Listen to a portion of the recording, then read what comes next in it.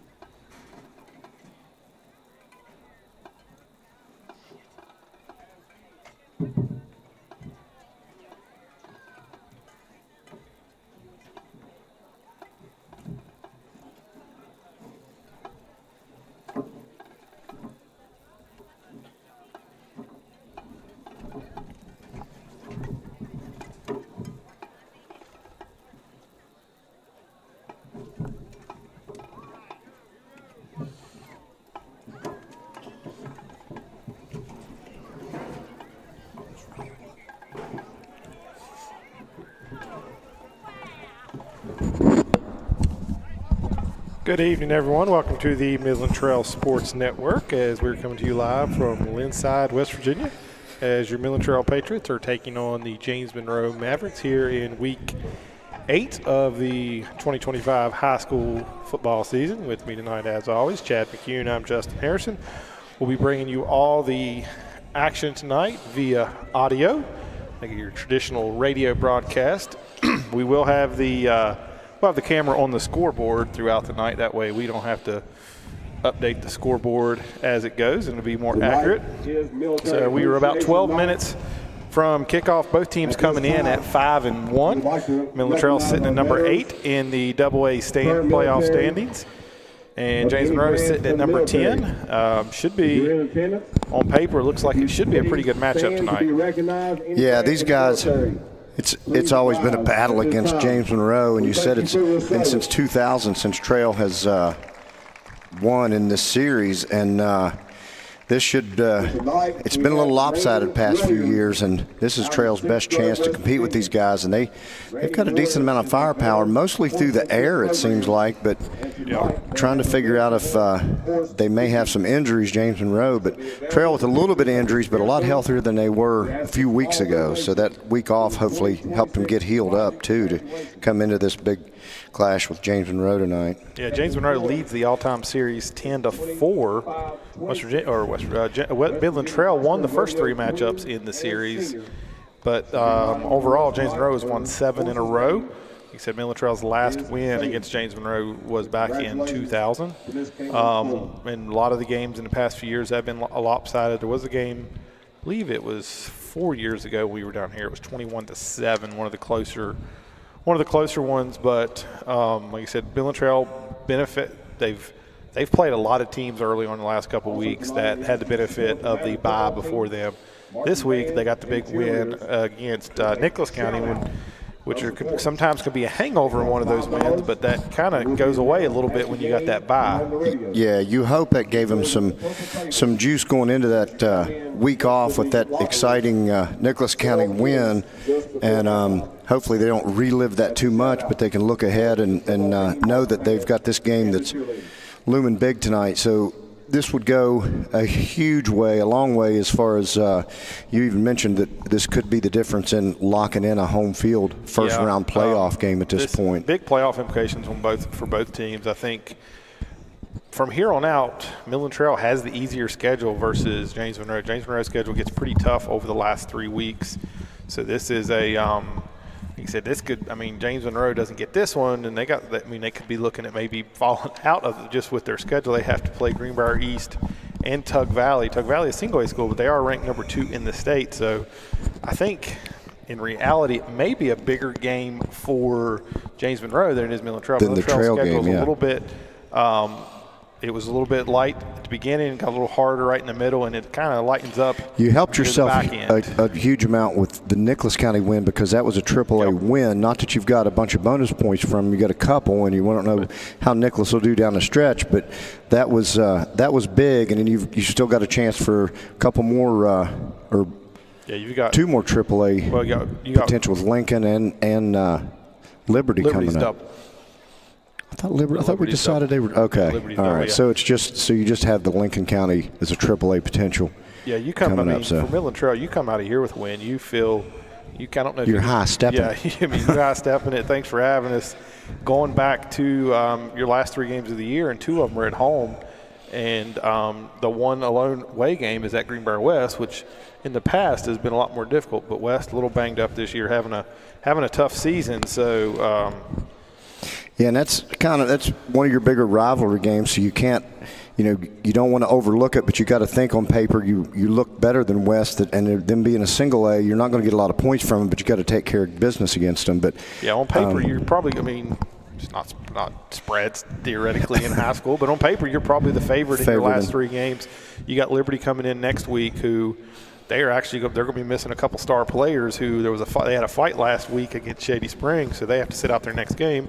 Unfortunately for Liberty, they're off this week, and that's Midland Trail reaps the benefits of that, so they'll have to sit out the Midland Trail game, and then you go to West and you finish up against Lincoln County. Lincoln County is AAA, but Lincoln County winless on the season, and you kind of own Lincoln County. You went down there last year with a chance to sneak into the playoffs, and you didn't play very well right. to end the season, finished the year 4-6. I mean, you're looking now, Midland Trail has already – they've already surpassed their win total of last year. Jaden Roop has, in the Jeremy Moore area, he's already surpassed the elite. He's already got more rushing yards than any running back has had for a full season. Coming into this game, he is sitting at 831 yards. I mean, a big night. You can see him pass 1,000 yards here in Week 7. Right. Week 8, but Game 7. Game number 7, yeah. So under Jeremy Moore's regime, he's already totaled the most of any back that Jeremy's coached so far. So, yeah, that would be huge. Yeah, it'd be great to see Roop. I know he got a little bit of playing time 2 years ago down here, but it was kind of late in the game, and the game was kind of out of hand at that point anyway. So I'm sure he wants to show what he can do, down here also. And it is a natural grass surface. It is not turf, but it's one of the better well-kept grass fields that you see. It's got some brown in it, which about every grass, any grass yard around is going to have because of the lack of rain. But it looks really good for a grass field. So should be relatively fast. The grass is short, so it shouldn't be not going to be as good as running on turf, but it should be good. They should have plenty of good traction out there as far as cuts and stuff goes tonight. So let's look a little bit at James Monroe over their first 6 games. They opened up with a win against Williamstown, 26-25. Williamstown, normally a pretty good double-A. They're having a little bit of a down year this year, so that was a big win. Then they had a win, 26-7 win over Shady Spring. They lost to Bluefield, 35-27. They defeated Liberty Raleigh, 42-21. Knocked off Narrows, Virginia, 38-6. And last week, 42-7 over Greenbrier West.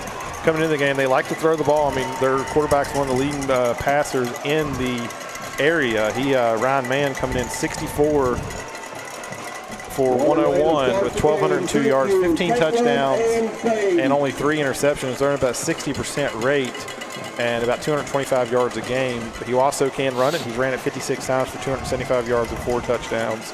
Their leading rusher is Brock Parker. He's not a big guy. He's only sits at 5'9", but he's a big 192. He's a brute to bring down. He's got 59 carries for 604 yards. Yeah, he's that typical stocky linebacker running back, but he's got a little bit of speed when he gets to the outside, but not terrible breakaway speed. Yeah. But their leading receiver, that's the mismatch that they're going to look to take advantage of is number 3, 11 or 3, yeah. Caden Hines. He sits 6'5", 171.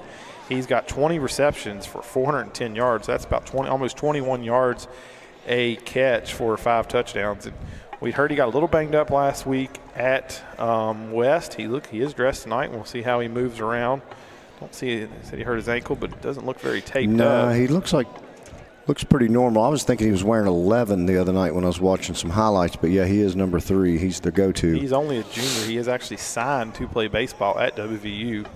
Yeah, 6'5", like you said, and he's just a junior, so he is definitely – that's the big part of their offense. In the past, they've been heavy run and then kind of, go to the pass late, but it seems like they go heavier pass. It seems most of their big plays are from, those big downfield passes that they he go has to. 20 catches for 410 yards.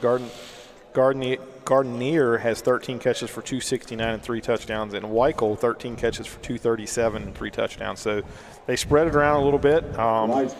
We'll see how Midland Trail. Sure, they're going to try to come out and just like they did Nicholas County, just kind of outmatch them, out physical them, kind of punch them and see if they punch back or. Right, it should be a really good game in the trenches on the line of scrimmage because James Monroe always has really good line play, and it seemed like it's no different this year from what I was seeing of them on some of the highlight stuff. And Trail's been pretty dominant on their defensive line, so they're going to try to.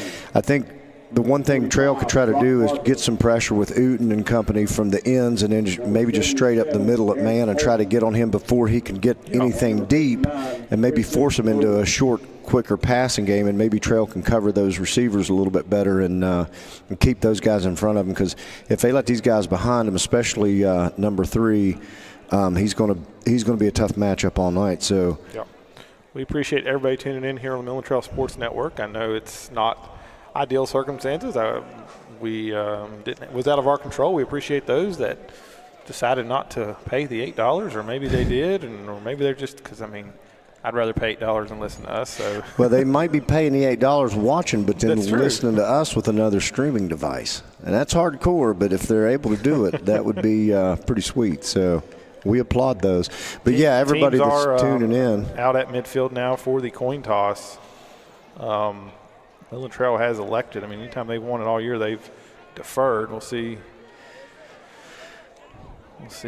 Looks like James Monroe will receive. James Monroe will receive. So Midland Trail's defense will be on the field to start. The following is a sportsmanship announcement from the James Monroe High School and the SSAC. See, and the PA speaker is over here to our right. There's one right in front of us that we hope don't start working because it's doesn't seem to be coming in very loud. So that's one thing. But the one to our right is going to be a little bit loud. Hopefully the announcer doesn't do a whole lot of announcing. But in this pregame stuff, he is doing some stuff. The teams are getting ready to go out for the kickoff. We'll set the scene here a little bit. This is one of the prettier landscapes for high school football. This field set's kind of up high, and down here in Monroe County, you got a nice ridgeline far away, and the leaves are nearing peak down here. So it was really nice driving in this evening. But the sun is set. The clouds moved in a little bit, but they're not calling for any precipitation. We may survive some of the dew too because the cloud cover may keep us from it. But it's going to get a little bit chilly, but it should be a really good night for football. Trails fans, bleachers about half full over there, but it's a pretty good size for away bleachers. Those visitor bleachers, those are pretty good size bleachers. So decent turnout for Trail for this good night of football. So we appreciate all those tuning in and joining along and listening to us, and we'll bring you the sights here and hopefully describe the sounds of a Midland Trail win. So get your red, white, and blue out, and let's see if we can get a big one here tonight. Appreciate you, Mr. Creedy. Yes, I'm here for you. I was scene setter. Dakota Bennett will kick off for Trail. Back deep for the Mavericks is number 18, Benjamin Comer. It is a short squib. Super short kick. James Monroe's going to start on their own 48. It was. Well, he didn't. That wasn't your typical kick it hard and get some action out of it. That was the typical. That was a untypical, almost an onside kick. Just let it go a little over 10, and unfortunately the up man covered it up really quick, like you said, on the 48. So that's going to be the starting position for James Monroe to scrimmage here to start the game. Not ideal for your defense. No, that's defense is asked to get a big stop here right away. So James Monroe sends a man in motion. And we're going to get a false start to start. Trail jump, but I don't know if he made contact. I think they're going to get us on an offside here maybe. Somebody was trying to jump a snap count, but somebody could have moved. Still talking about it. James Monroe, yeah, they're talking it over. Yeah, it's going to step it off the Trail. Offsides on Midland Trail, so B.J. Cole jumps offside, so it'll be 1st and 5. B.J.'s eager to go there, but yeah, the refs are mic'd up tonight, so it sounds like it is working. They were working that stuff out a little bit ago down in the press box, so it sounds like he's got a hot mic. All right, man. Direct snap to the up man. That is number 45. He goes for about a gain of 2. That was Max White. Max White fired in there. That is Brock. That's Brock Parker wearing a different jersey. Parker wearing a different number, yeah. So Max White from the linebacker spot come firing in and brought him down. Pick up a gain 2. About 8 there. Or yeah, 2, 5 on the penalty, and sends a man in motion, pitches it back to the running back, and he is hit out of bounds at the line of scrimmage by John Neal. That was 13. That was the 23. It was a 23. Okay, I thought that they brought the receiver around that time, but okay, that's Gardier. They're going to get back to the line of scrimmage, and that is it. So it'll be 3rd and 3. Yeah, give them no gain on that one. So Trail's defense so far looking pretty good, stringing that play out to the sideline on the far sideline toward Trail's bench. Caden Hines is split all the way to the right. Jamison Swafford has drawn that duty tonight of covering big 6'5", and he is pressing him right at the line. Swafford is right up in his grill on the line of scrimmage, so we'll see how that works out. Closer, he would be offside, so he's going to probably check him. And yes. James Monroe is going to have to call a timeout as the play clock was rolling down 2-2, so James Monroe burns a timeout here. Not sure what happened there because they were checking the play, and I don't know if they maybe saw this press coverage that Swofford was given, and maybe he was going to check out of it, but ran out of time. Hines is quick and tall, so that's a bold move to check him right at the line. Yeah, it's be interesting to see if James Monroe, I don't know why they wouldn't attack it, but Swofford does have the best speed on the team and some of the best speed in Fayette County, as we've all seen. So James Monroe probably wants to find out if he can cover the receiver out there in space, but he does have what looked like to be single coverage and not a lot of help on the back end. So 11:27. It's kind of wow. We've had two plays and only ran 23. They were both run plays. We've only ran 23 seconds, 33 seconds off the clock.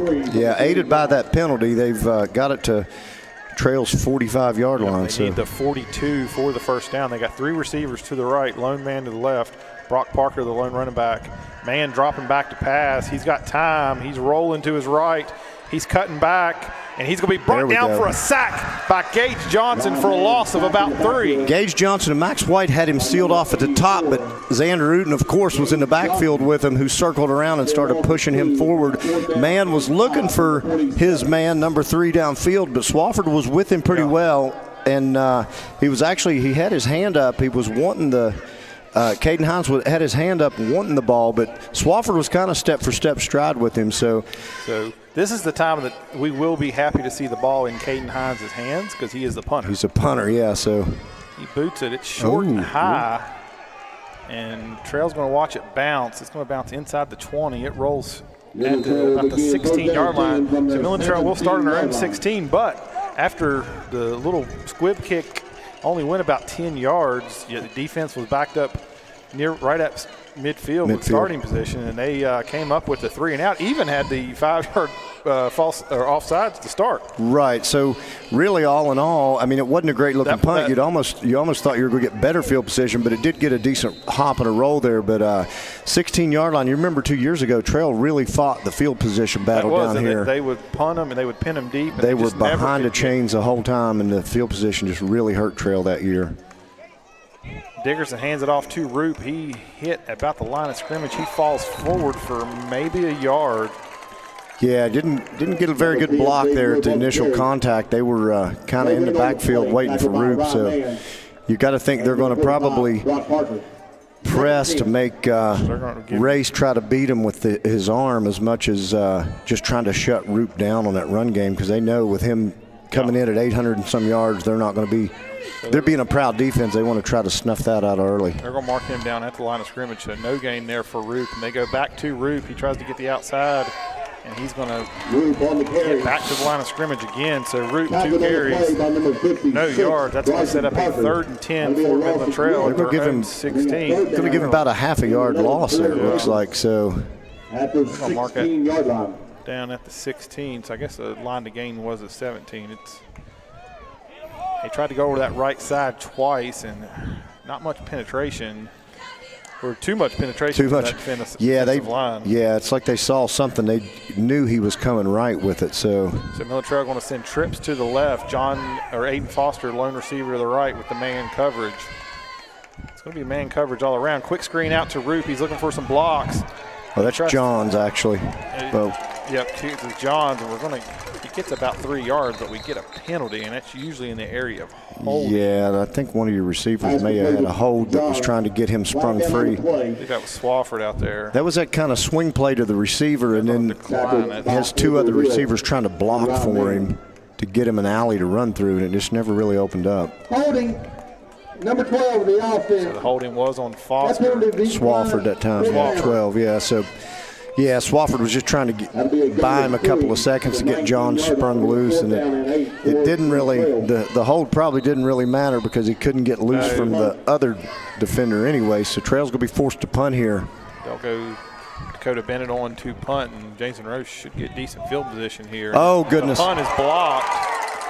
Bennett covered it up. By Bennett at the 6-yard line. Trail's talking about it. They can't figure out how they let that man get through, because it was a good snap, and Bennett fielded it good. It looked like he had time, but he no more than as soon as he kicked it, the James Monroe defender was in there to cover it up, and luckily the ball went straight down and Bennett covered it. But it's going to be James Monroe's ball scrimmaging from about the 7-yard line here. So James Monroe's set up. You give him a gift here with special teams not really helping you out right now between the short kick to start the game to hurt your field position, and now you got the block punt. But luckily it didn't go for a touchdown, but you got to prevent that here. First and goal for James Monroe at the Midland Trail 7. Man pitches it back to Parker. He's running around the left side, and he's going to be hit by Ryan Stevens there for about a gain of 1. Yeah, Stevens chopped him down pretty good as Parker was trying to take that outside. Stretched that play all the way almost to the sideline. Second down and goal from the 7. Yeah, but so second down, doesn't look like they really give him much on that. I think he bellied it back so far in the backfield that he really didn't gain much. So you feel really good about your rushing defense here early on. He's not giving up anything. You just got to watch him across the middle here. Brings a man in motion. Man keeps it himself, runs it up the middle. Nothing doing. Nothing there. He may have got a yard. Yeah, he got chopped down quick. That quarterback, they brought the man in motion around toward the right side, and it looked like they were going to try the quarterback sweep to the right. Then he just kind of counters and steps back and goes straight up the middle, and trail defenders were right there to bring him down quick. So third and goal, ball sitting on about the 5.5-yard line. James Monroe's going to have trips to the right. Tight end to the left, Brock Parker in the backfield. They send him in motion. Man rolls out. He's rolling. He's trying to run. Might have a hold. Throws it across his body, incomplete, but there is a penalty. And this is kind of, what do you do here? Do you accept it to bring it back to, it's a holding, so this is a big call. It'd be 4th and goal at the 5. I'd probably accept it, even if it, because it's an easy chip shot field goal. Right. Would they? But do you risk them giving them another chance to go to the end zone? Right. Yeah, I think you roll it to 4th down, which looks like it's what they're going to do. They do decline it. So going to be 4th down from the 5. And were you watching their kicker? And looks like they're bringing on. This is their special. So yeah, defense there. Barring a defensive penalty or special teams penalty here, you're going to. Defense is looking stout so far. Yeah, here. Right, and that would be huge if that's all you give up at this point, putting yourself behind the. Kicker is Bryce Gardnier. It's going to be about, a 22-yard field goal. Just to the left hash. Kick is up, and kick, I believe, is. Can't tell. Good? Yeah, it was good. I thought it was going to be wide left, but then it had a lot of height on it. Had a lot of height. Yeah, it was hard to tell because it was twice as high as the goalpost uprights, but it barely had the distance. It was so high. Yeah, it landed right behind the chain link, which is only about 3 yards behind the goalpost. But that's about best case scenario there. Besides the turnover, that was big because. Yeah, you really hurt yourself there for your trail, but you're okay because you just got to get stabilized here a little bit, and you got to block a little better on offensive line and give Roop a little bit of a chance. But I got to think they're going to mix it up a little bit because James Monroe is definitely looking for Roop to run the ball. Let's see if they. We'll see if they had, I believe, Jake Ewing in at fullback there. We've seen earlier on in the season when Aiden Weiss was healthy, that was a big switch up. They would turn around and hand it off to him. We've seen it a little bit with Max White. We don't know how much healthier Max White is with that ankle if he's able to play both sides of the ball tonight. Number 12, Jamison Swafford. So James Monroe will kick left to right here. Garnier will kick. I wonder if this will be a high hanger like the field goal attempt. He'll have some chance to return. Going out of bounds, it looks like. Yep. And it does go out of bounds. So Midland Trail will have decent field position here to start their second drive. First drive picked up 3 yards. That was it. 2 runs by Roop went for nothing, and they had about a 3 or 4 yard pass to Johns on 3rd down. So 7:34 to go here in the first quarter. James Monroe with a 3-0 lead, which they had the blocked punt, got the ball at the Midland Trail 7, but couldn't do nothing with it. Against the kicking team, ball went out of bounds, ball will be spotted at the 35. So ball will be spotted at the 35. That's where Midland Trail will start their second possession here. Much better field position than their first drive. They've got trips to the left and Aiden Foster, lone receiver, to the right. They give it to Roop. He's got a hole. He's across the 40. He cuts it up across the 45, stiff arms a man across the 50, all the way down to the 45-yard line. Nice. 20-yard pickup there by Jaden Roop. Yeah, Roop. He had a huge hole. That was much different than those first two. Yeah, they spread those receivers out, and they gave him a running lane, and then it just kind of opened up, and he took it upfield, and he was 10 yards before he had a chance that he really needed to cut, and he cut it and brought it over toward this near side, and then kind of was stiff arming a defender and kind of pushed him for another 5 yards. So ball sits on the James Monroe 45. Dickerson drops back to pass. It's a delay draw to Roop, and he's going to get back to the line of scrimmage, and that is it. That play worked pretty good in some of these games we saw. Against Chapmanville, it worked probably the best in that loss. That was one of your better plays, but that time James Monroe had a couple of guys that were if those guys pressure. weren't there that stayed home, that would have been a big pickup. Yeah, that would have been huge. Those guys were coming in on the quarterback, and it happened to be there when the handoff was handed off to Roop, and then they just turned around and made the tackle. But if he would have got through those, it would have been open. So 2nd and 10, almost like a wishbone package here for Midland Trail. They go back to Roop. He's going to fall forward for a 1-yard gain, so that's going to set up a 3rd and 9. I'll tell you, they had about 8 guys coming up in the box to stop that run because they're sniffing out that run pretty quick. So if you're Trail, you're going to have a really good opportunity to hit something downfield on a pass play here, I would think. I think maybe with as good as my defense is playing here, I possibly, depend on what you pick up here, 4 down territory. 4 down territory. Yeah, especially if you get anything positive, you get 4, 5, 6 yards, you would think that's probably what Coach Moore and company would be thinking. Your play call here kind of tells what if it's going to be 4 down territory or not. It'll be 3rd and 9. Ball sits on the James Monroe 44-yard line. We got trips receivers to the right. Jamison Swafford, lone receiver, to the left. Dickerson drops him back to pass. He's under pressure, breaks the tackle. Got to get out of there. He's just going to cut it up and get what he can. He's only going to get back to about the 45-yard line, so he's going to lose one there. Yeah, I never had a chance to see if he had anybody open, and he didn't either, unfortunately, because he had pressure pretty quick. It broke down on him pretty fast, and he just had to kind of suck it up and go down with it. So, and punt team will come on. So. Yeah, I think you were right. If you would have got something positive, you probably do feel good about your defense, but this is a chance to flip the field here if you can. Your defense has played so well, maybe you can pin him deep here and get the ball back about the same position with new life. But you got to get the punt. You got to first get the punt out, because you weren't able to do that successfully the first time. They're not really setting up for a block. This time he gets a good punt, and it's going to bounce at the 20, bouncing inside the 15, he might rolling inside the 10, all the way down to the 5. To the 4. It stops at the 4-yard line. Good so great job. punt there by Dakota Bennett. Good job, punt team. Yeah, Dakota Bennett nailed one when you needed it. And, James Monroe, like you said, they didn't put much pressure on that time.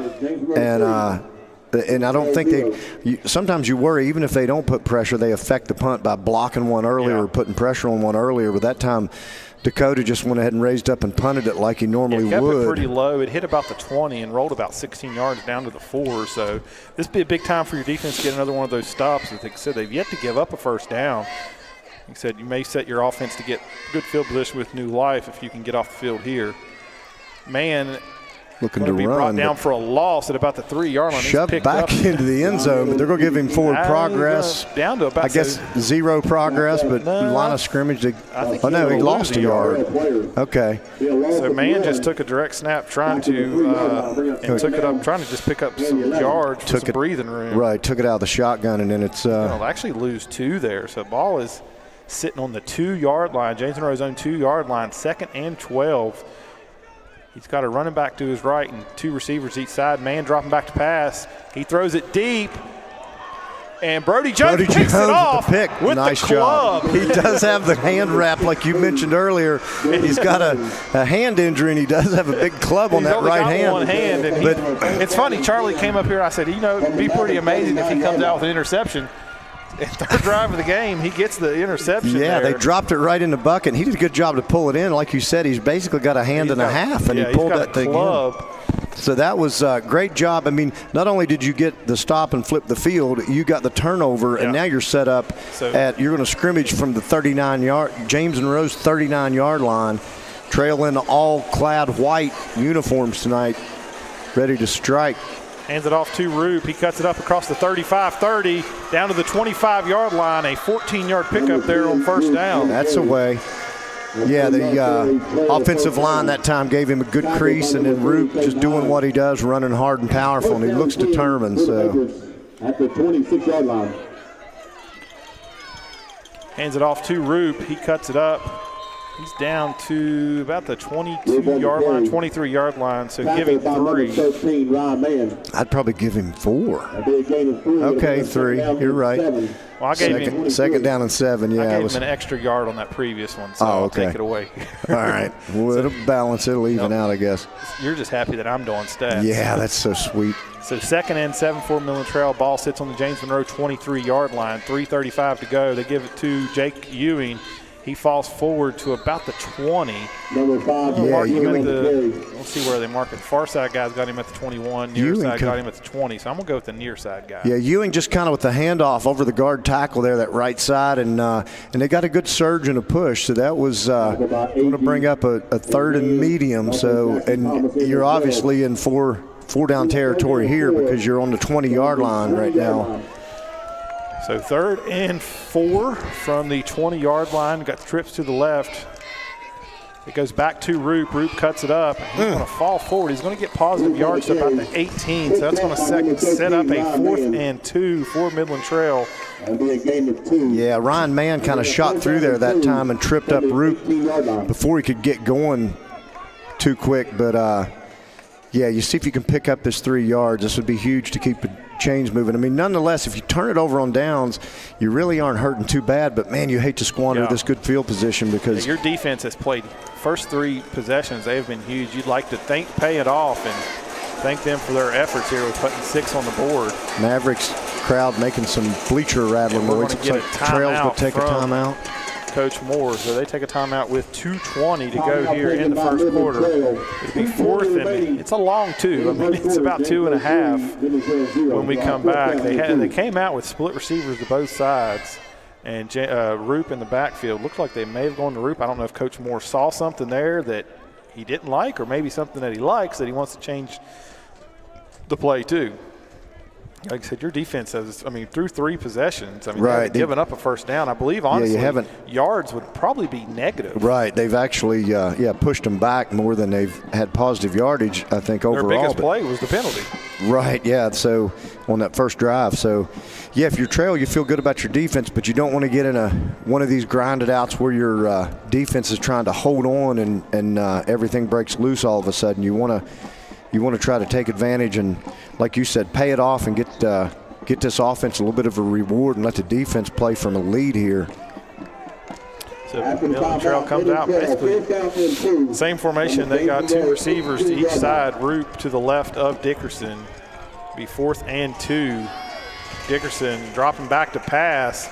He's got an Aiden Foster wide open. He catches at the 11-yard line. Unfortunately, his knee was on the ground, but fortunately, that is a first down. He picks up 7. Yeah, he had the necessary yardage, but he had to crouch down on his knee to catch it. Right, he had a defender coming, but did a good job just to be safe, look it in and caught it, but he was down right there where he caught it. So it'll be first and 10 at the James Monroe 11, so you still got a chance to pick up another first down without scoring. Yeah, about the 1-yard line, just inside the 1. You got Cordell Brown is a lead blocker in the backfield. Interesting. And they're going to run behind him, and Roop's going to pick up 2 maybe? 2 probably there. Looks like he's just inside the 10-yard line to bring up second down. It's almost a wishbone formation. Yeah, it is. It's that, are we calling that a heavy package because you got Cordell Brown back there to bring the heat as your, lead blocker from the backfield, so it'd be 2nd and we'll call it 8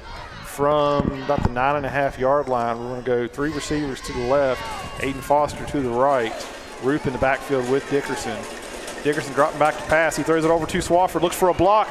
Swafford at the 5, into the end zone, 4-6. He picked up a great block. Was that Gates? Swafford just got a flag for – he didn't spike the ball down, but he kind of spun it. He threw it down and spun it, what you're seeing a lot in – some of these college games, and they get away with it in college, but the ref wasted no time throwing that penalty flag. But touchdown will stand nonetheless, and that was huge. We don't want to take away from that, but they are going to tack that onto your kickoff. That'll be a 15-yard unsportsmanlike dead ball. So unless they take it, I don't know if you have the option to take it on the extra point. Let's see, They're going to do it on the kickoff. Okay. Yeah, they're going to get good. I mean, you'd be better off because you get good field position out of it. So, Yeah. I mean, you may force them to miss an extra point, but then again, the field position could be bigger. Number 12 of the offense, spiking the ball, 15-yard penalty, to assess on the kickoff.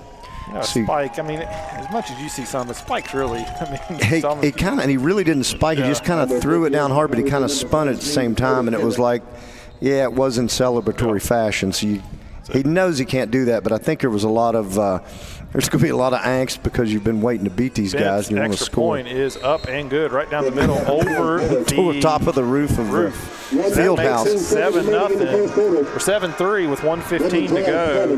They take advantage of the Brody Jones interception and went for it on 4th and 2, and a big pass from Dickerson. Let's talk about Dickerson for a minute. He's thrown it 3 times, and he is 3 for 3. Only has 19 yards, but they've been effective when he throws it.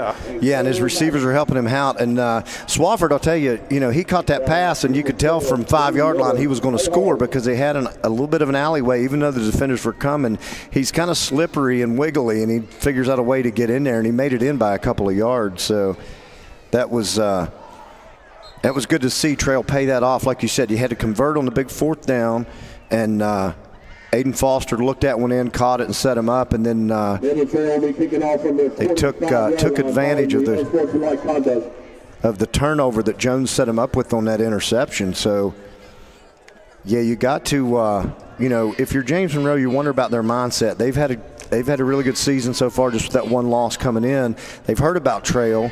They've taken care of Trail in the past since year 2000. There's been some brutal. There's been some lopsided stuff. There was one back in, I think it was 01 or 02. It was like 82-6. So I think they, their psyche, is probably okay. We'll take care of Trail. They're probably not. Maybe they haven't played a great schedule, but another short kick. That's going to be tough because you were a 15-yard setting you back already. He kicked it harder that time, but it went to same 10-yard, a little over 10-yard distance, and the up man covered it right up. So James Monroe is set up here at the 36-yard line to scrimmage in Trail territory, so not ideal at all on that kickoff. So James Monroe's had 4 possessions, and their field position's been all over the place. Yeah, they were down at the Midland Trail 6. They were at their own 4. They were at their own 48, and now they're at Midland Trail's 36. Really haven't been able to do with much of any of it, so we'll see what they do here. Got to hope your defense will keep doing what it's been doing and keep this offense under wraps. Direct snap to the running back, Parker. He cuts it out to the right side, but he's going to be brought down for a loss as Max White is in there. Max White's all over the field already, so it looks like that ankle is probably back to full health. 2 there. And you wonder, I mean, we heard that Hines got hurt last week. Is he more out there right now as a decoy, maybe? Decoy? He looks like he's moving fine, but I don't know if they just don't like the coverage they're getting, because all of the film you saw on him coming into this game, they were taking shots with him no matter what kind of coverage they had. They got a little bit of bracket coverage with Jones here. 2nd and 11, man's got 2 receivers each side. He brings Gardnier in motion. He drops back to pass. Now he goes to Hines, and it is underthrown, but I think Hines comes back and catches it. I thought Swafford had a chance to pick that off, but maybe we shouldn't have said that. I know Hines was not a first down yardage, but Hines dove down and he pulled that off the top of the ground. It was down low. Picks up 8. If you're going to give up something, okay, I mean, I guess he was right at the line of the game. Oh, it looked like he was short by a couple. About 3 yards short, so. They do pick up the first down. Like I said, it was a little underthrown, but Hines 6'5". Yeah, he just dove down and got it, and that was a great catch. So now they bring him in tight. Pitches it back to Gardner on the inside, and he's falling forward. Nice Gardner on the play. He's going to pick up about 5. Yeah, I think B.J. Cole and number 64. Cordell was in there. That'll be the end of the first quarter. So that'll do it. After 1, Midland Trail leads James Monroe 7-3. We'll be right back after these commercials. This is Dr. Bruce Cassis from the Cassis Dental Center, shouting out to the Midland Trail Patriot Sports Network for bringing us all the action of the Midland Trail Patriot football. Hail Trail! This is Dr. Bruce Cassis from the Cassis Dental Center. My team and I wish the Midland Trail Patriots good luck Friday as they take on the Nicholas County Grizzlies. Hail Trail! Diabetic Foot Care Center of Summersville is a proud supporter of Midland Trail student athletes. Diabetic Foot Care Center offers callus removal, fungal treatment, ingrown toenail removal, and spa pedicures. They also specialize in custom orthotic shoes and inserts, as well as bracing for all complications including knees, back, and feet. For an appointment or questions, call 304-872-9001. Diabetic Foot Care Center of Summersville and our student athletes, a winning combination. Diabetic Foot Care Center of Summersville is a proud supporter of Midland Trail student athletes. Diabetic Foot Care Center offers callus removal, fungal treatment, ingrown toenail removal, and spa pedicures. They also specialize in custom orthotic shoes and inserts, as well as brace. Welcome back to the Midland Trail Sports Network. It'll be 2nd and 5 for the Mavericks. Start the second quarter. Man rolls to his left. He's going to lower his shoulder. He's been brought down by Cordell Brown for a loss of about 1. Cordell showing off his speed, chasing down Man. Man's explaining to the sidelines, the coaches here, that he don't like what he's seeing. Man has ran it 4 times. I believe I have him unofficially for -5 yards. That sounds about right. So I'm assuming he's the dad of the standout athlete Kelly Man that was here back in I want to say late 90s, early 2000s. So 3rd and 6, maybe 7. Man takes the snap, pitches it inside, ball's on the ground, still on the ground. Man picks it up, and he's rolling to the right, and he's going to pick up almost a first down, which should have been a turnover on down. Yeah, you thought you had it. You thought you picked that fumble up 4 times, and then Man come running around. It was going to be an inside reverse. He kind of flipped it to the back going counter, going to the right. Man was coming to the left.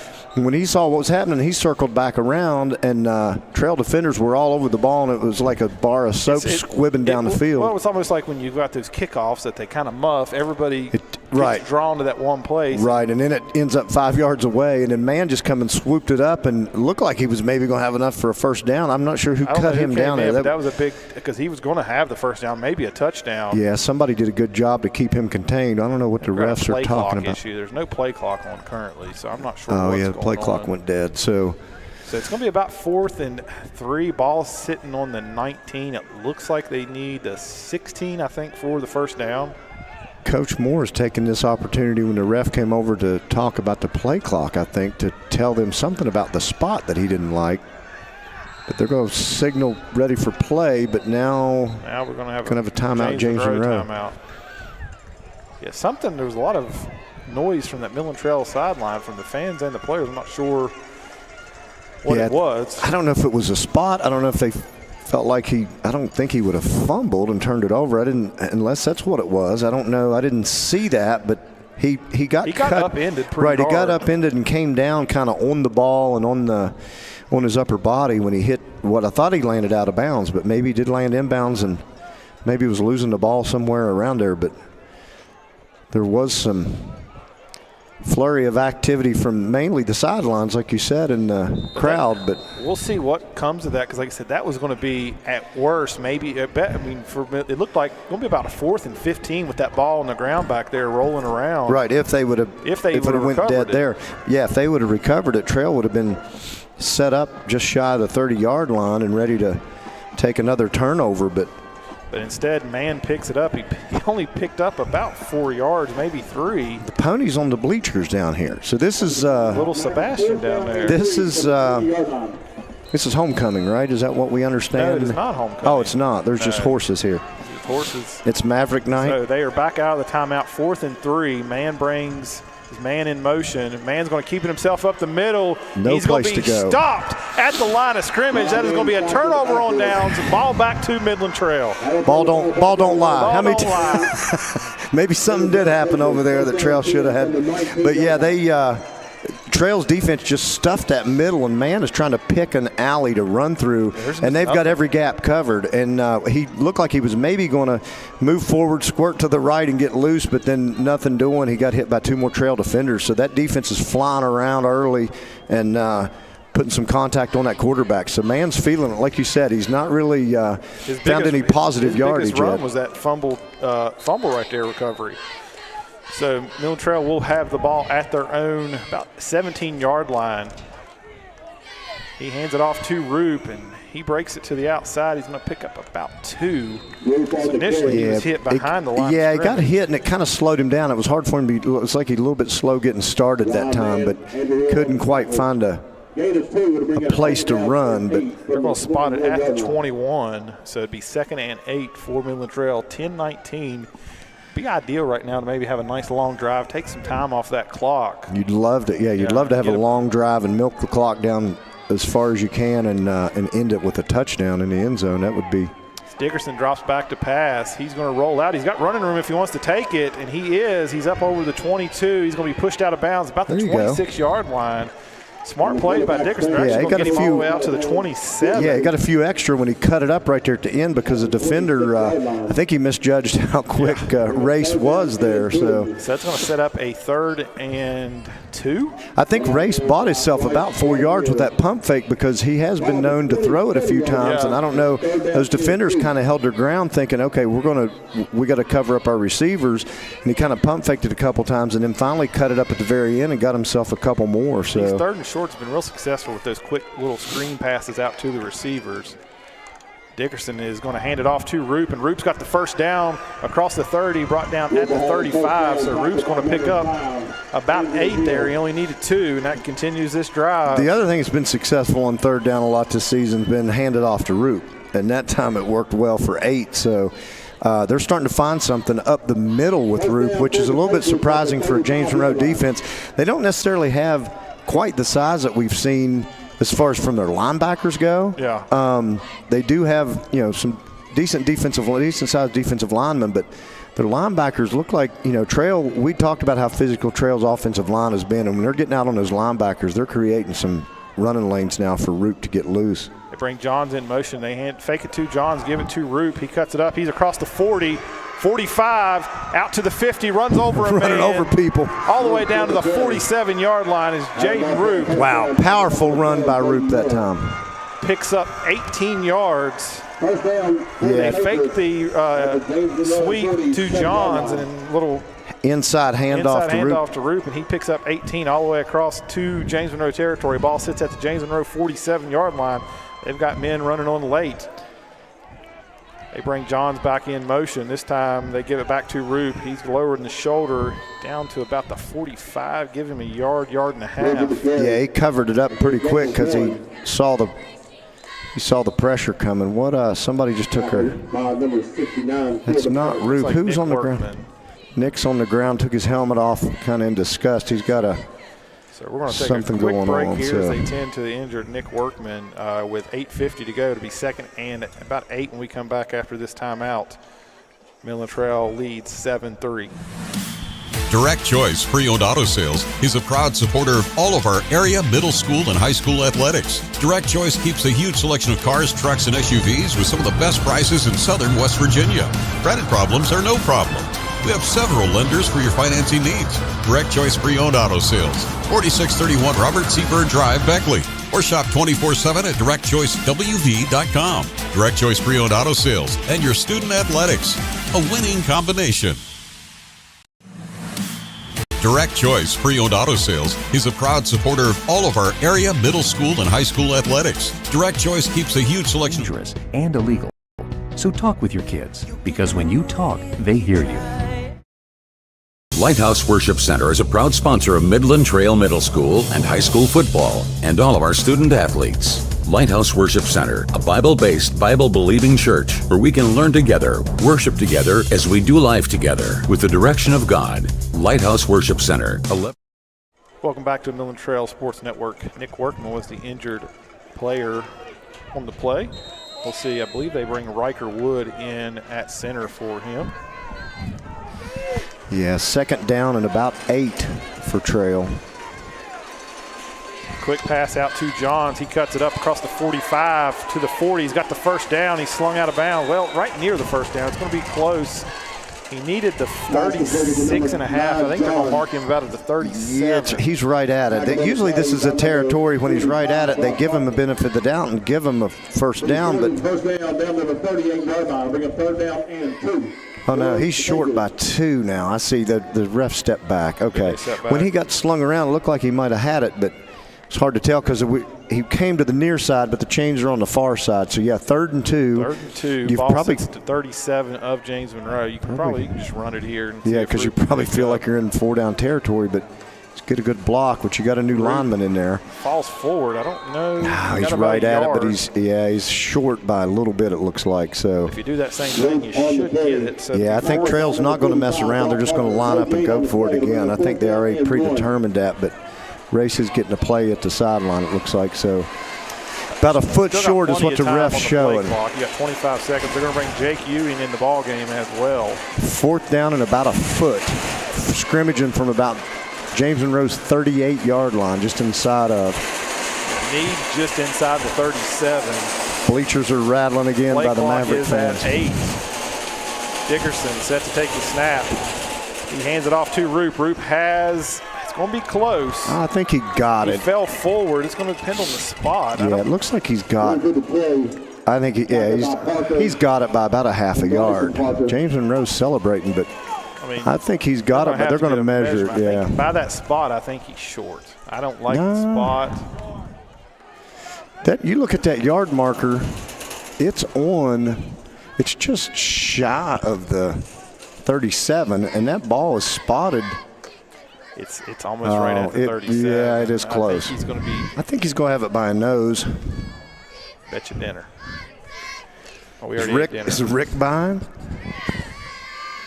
Here comes by the time they stretch this out, he is. Yeah, just short. I'm not a big fan of that spot because.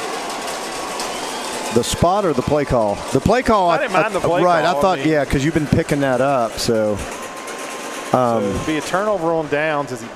I thought he fell forward and got enough initially. So that's a big turnover. You felt like you were getting some momentum there. Yeah, you were taking time off the clock. You were doing everything you wanted to do. So now, if you're Trail, you need to stand up on defense again and not let them have anything cheap here. So sends a man in motion. Man pitches it back to number 19, and he stretches it out. He's going to get about a yard. That was number 19, Andrew Weichel.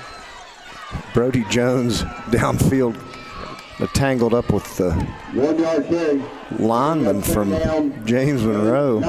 But right now there is nothing on the ground for James Monroe. No, Trail's defense has done a good job holding that ground game down. So they're not.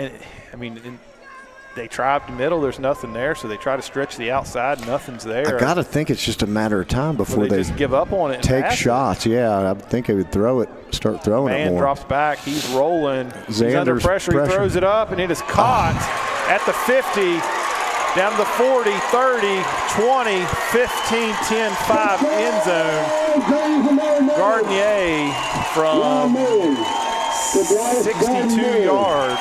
Yeah, we thought that might be coming, but that was a little crossing route that they did, and Xander was putting some pressure on Man. He kind of rolled back around and then slung it across the middle, and Trail just didn't have a defender in position that could get him. Brody Jones was the closest to him, and he just outran him to the corner of the end zone. Yeah, that was, you had a look, you thought Uten would get there, but just goes back. Like I said, not a big fan of that spot. I believe he had that first down. Yeah, I think Roop did get a short end of that spot that would have kept that drive going. So but with nonetheless, you've got James Monroe gets the lead back 9-7, and I feel bad. This defense has pretty much shut them out in this first half. That one big play there cost them. Extra point up. Oh, that was nearly blocked. And that somehow still. No, I thought he missed it wide left, but. So that makes it 10-7 with 6:31, and this is kind of, like I said, this is almost to that point where you look at a double dip. Yeah, that was that could have been a potential 14-point swing because you were driving. Not that you were in scoring position, but you were driving and taking time off the clock, and then you turn that thing over on downs, and it's 7 points going the other way really quick. So Now James Monroe's got new life, and you've got to come back right here with this drive and snatch that momentum right back. Yeah, and Trail will get the Trail will receive the second half kickoff. Yeah, that's why it's important right now. Go down and get some points, run some time off that clock. All right, you got 6:31 on the clock, so see Rivers Upchurch working the sidelines down here from 59 News with his camera. Somebody's got a heater on. I could smell that. Propane heater? Yeah, off down there to your right, little buddy heater. A little buddy heater, yeah. I see it. I can smell it. Dude's melting stuff down there. It's chilly. I don't know if it's buddy heater cold. Let's see. Yeah, I know. It's not that cold, is it? Let's see if Trail gets a shot at, the last kickoff went out of bounds, and they got 35-yard line to scrimmage from. But this one's a low kick, bounces at the 30. Johns picks it up at his own 15. He's across Might the 20, 25, 30, out to about the 38-yard line. They're going to mark him at the 38, so decent field position here for Midland Trail. Yeah, it got tangled up there, but definitely better than a fair catch. 23-yard return there for Johns, and that's going to set Midland Trail up with decent field position. Said you moved the ball pretty good on that last drive. Yeah, Roof's had a couple that have looked like they're about ready to. Yeah, he's ready to bust a big break one off, and you just got to stay at it and keep working that inside. And call a timeout. I believe that's their last timeout. Yeah, I think that's 3. Yeah, that's 3 already. So we'll see if that looms pretty big later on in this first half. And that's really weird too, is you're coming off a kickoff. Midland Trail hadn't even ran a play yet. Yeah, I don't know if they had 10 men on the field or did they 12 men on the field. Did they see a different formation that Trail came out in? I don't notice anything, but they hadn't even really got lined up yet. That was their third timeout. They burned one early. They burned one, I think, on 4th down earlier too. So that should be their last third and final timeout of the first half. 6:24 to go here in the first half in the Direct Choice Pre-Owned Auto Game of the Week. As 5-1 Midland Trail takes on 5 Monroe, James Monroe. So Midland Trail will come out after the timeout. They will have 2 receivers each side. Dickerson in shotgun formation with Roop to the right. Somebody yelling, hit that quarterback about 100 times. Dickerson, quick pass out to Johns. Don't got any blockers, and it's going to pay for. And the ball comes on the ground, and who recovered it? Trail might have been there. And they actually, they're going to gain 4 yards because of the fumble. Swafford dove in on that. Good heads-up play by Swafford. Yeah, they got some yardage out of it because otherwise Johns was out there fighting by himself, and that ball came out, and that would have been detrimental. So what would have been 2nd and 10 is now about 2nd and 6 thanks to the fumble. Yeah, that worked out somehow in your favor where usually it does not when it's. See if you could take advantage of that break there, because that would have been huge. James Monroe would have had the ball in Midland Trail territory, looking to go up 2 scores. Dickerson hands it off to Roop, and he runs up the middle, and there is not much there. He may get a yard, and that's it. Yeah, Maverick defense is fired up now because so you're probably in a passing situation, which we haven't seen much downfield. Everything's been at the line of scrimmage besides the 4th down. They went to Foster about 7-8 yards downfield, but everything else has just been little bubble screens at the line of scrimmage. Yeah, or just the Foster was just a little quick out down the sideline, so it's you got to see if you can pick something up here because offensive line, Maverick defense is crowding the middle of that line of scrimmage. Dickerson rolls to his right. He throws it to Foster, and it's almost intercepted, but it's going to be incomplete as he was trying to hit Foster on the sideline. Garnier was there and bobbled it. Had the distance for a first down, but the James Monroe defender was there. He made a good break on the ball. Luckily, he bobbled it, but he was going out of bounds as it happened. But Dickerson's initial read there was he wanted Gage Johnson a little seam route, but it was taken away, so that's when he rolled out to his second option. I thought he might have a chance to run at that time, but I don't know if he was going to be able to get the yardage for first down, and he's been pretty successful at throwing that thing in there, so I think he felt good about taking that shot. So 4th and 5, Midland Trail does bring the punt team on. And punt is up. It's long. It bounces, and he's going to return gamble on it. And he falls down at about the 25-yard line. That was number 18, Ben Comer, all 5'3", 157 of him. He kind of got himself twisted up there. I don't know if we don't really have a lot of do necessarily, but he gambled on it and picked it up and was going to take off, and then he kind of got twisted himself up and went down by the grass monster, tackled him, but he juked the first defender. But 25-yard line of James Monroe will scrimmage from here, and Trail's defense needs a big stop. They can't squander another 62-yard touchdown pass on the last one. They're going to go empty set here. You got trips to the right, 2 receivers to the left. Man still looking at the play. Looking at his wristband for a play. Man brings a man in motion. He drops back. He throws across. It is almost intercepted by John Neal and then Ryan Stevens.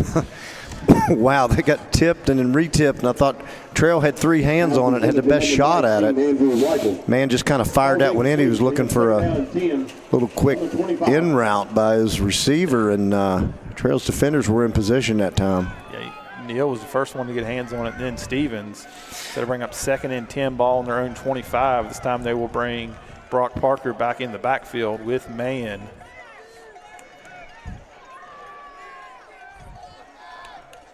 Man drops back to pass again. He's going to keep it himself up the middle, but John Neal chases him down from behind, and it's going to be a short pickup of about 1. So that's going to set up a 3rd and 9. Yes, you got him behind the chains here, so you got to keep him. You can't let him out. And getting up a little slow there, too. Yeah, I'll tell you, he's taking some hits. Trail's defense, I mean, they swarm him again. He's getting hit by at least 4 defenders every time he runs that quarterback draw play, but they if you can keep them in this 3rd and long and enforce the 4th and long, you're going to be in a good spot, because the clock stopped on that incomplete pass the last down, so you're just now going under 4 minutes. So John Neal coming in on the blitz along with Uten. He is going to miscommunication throw to no one there.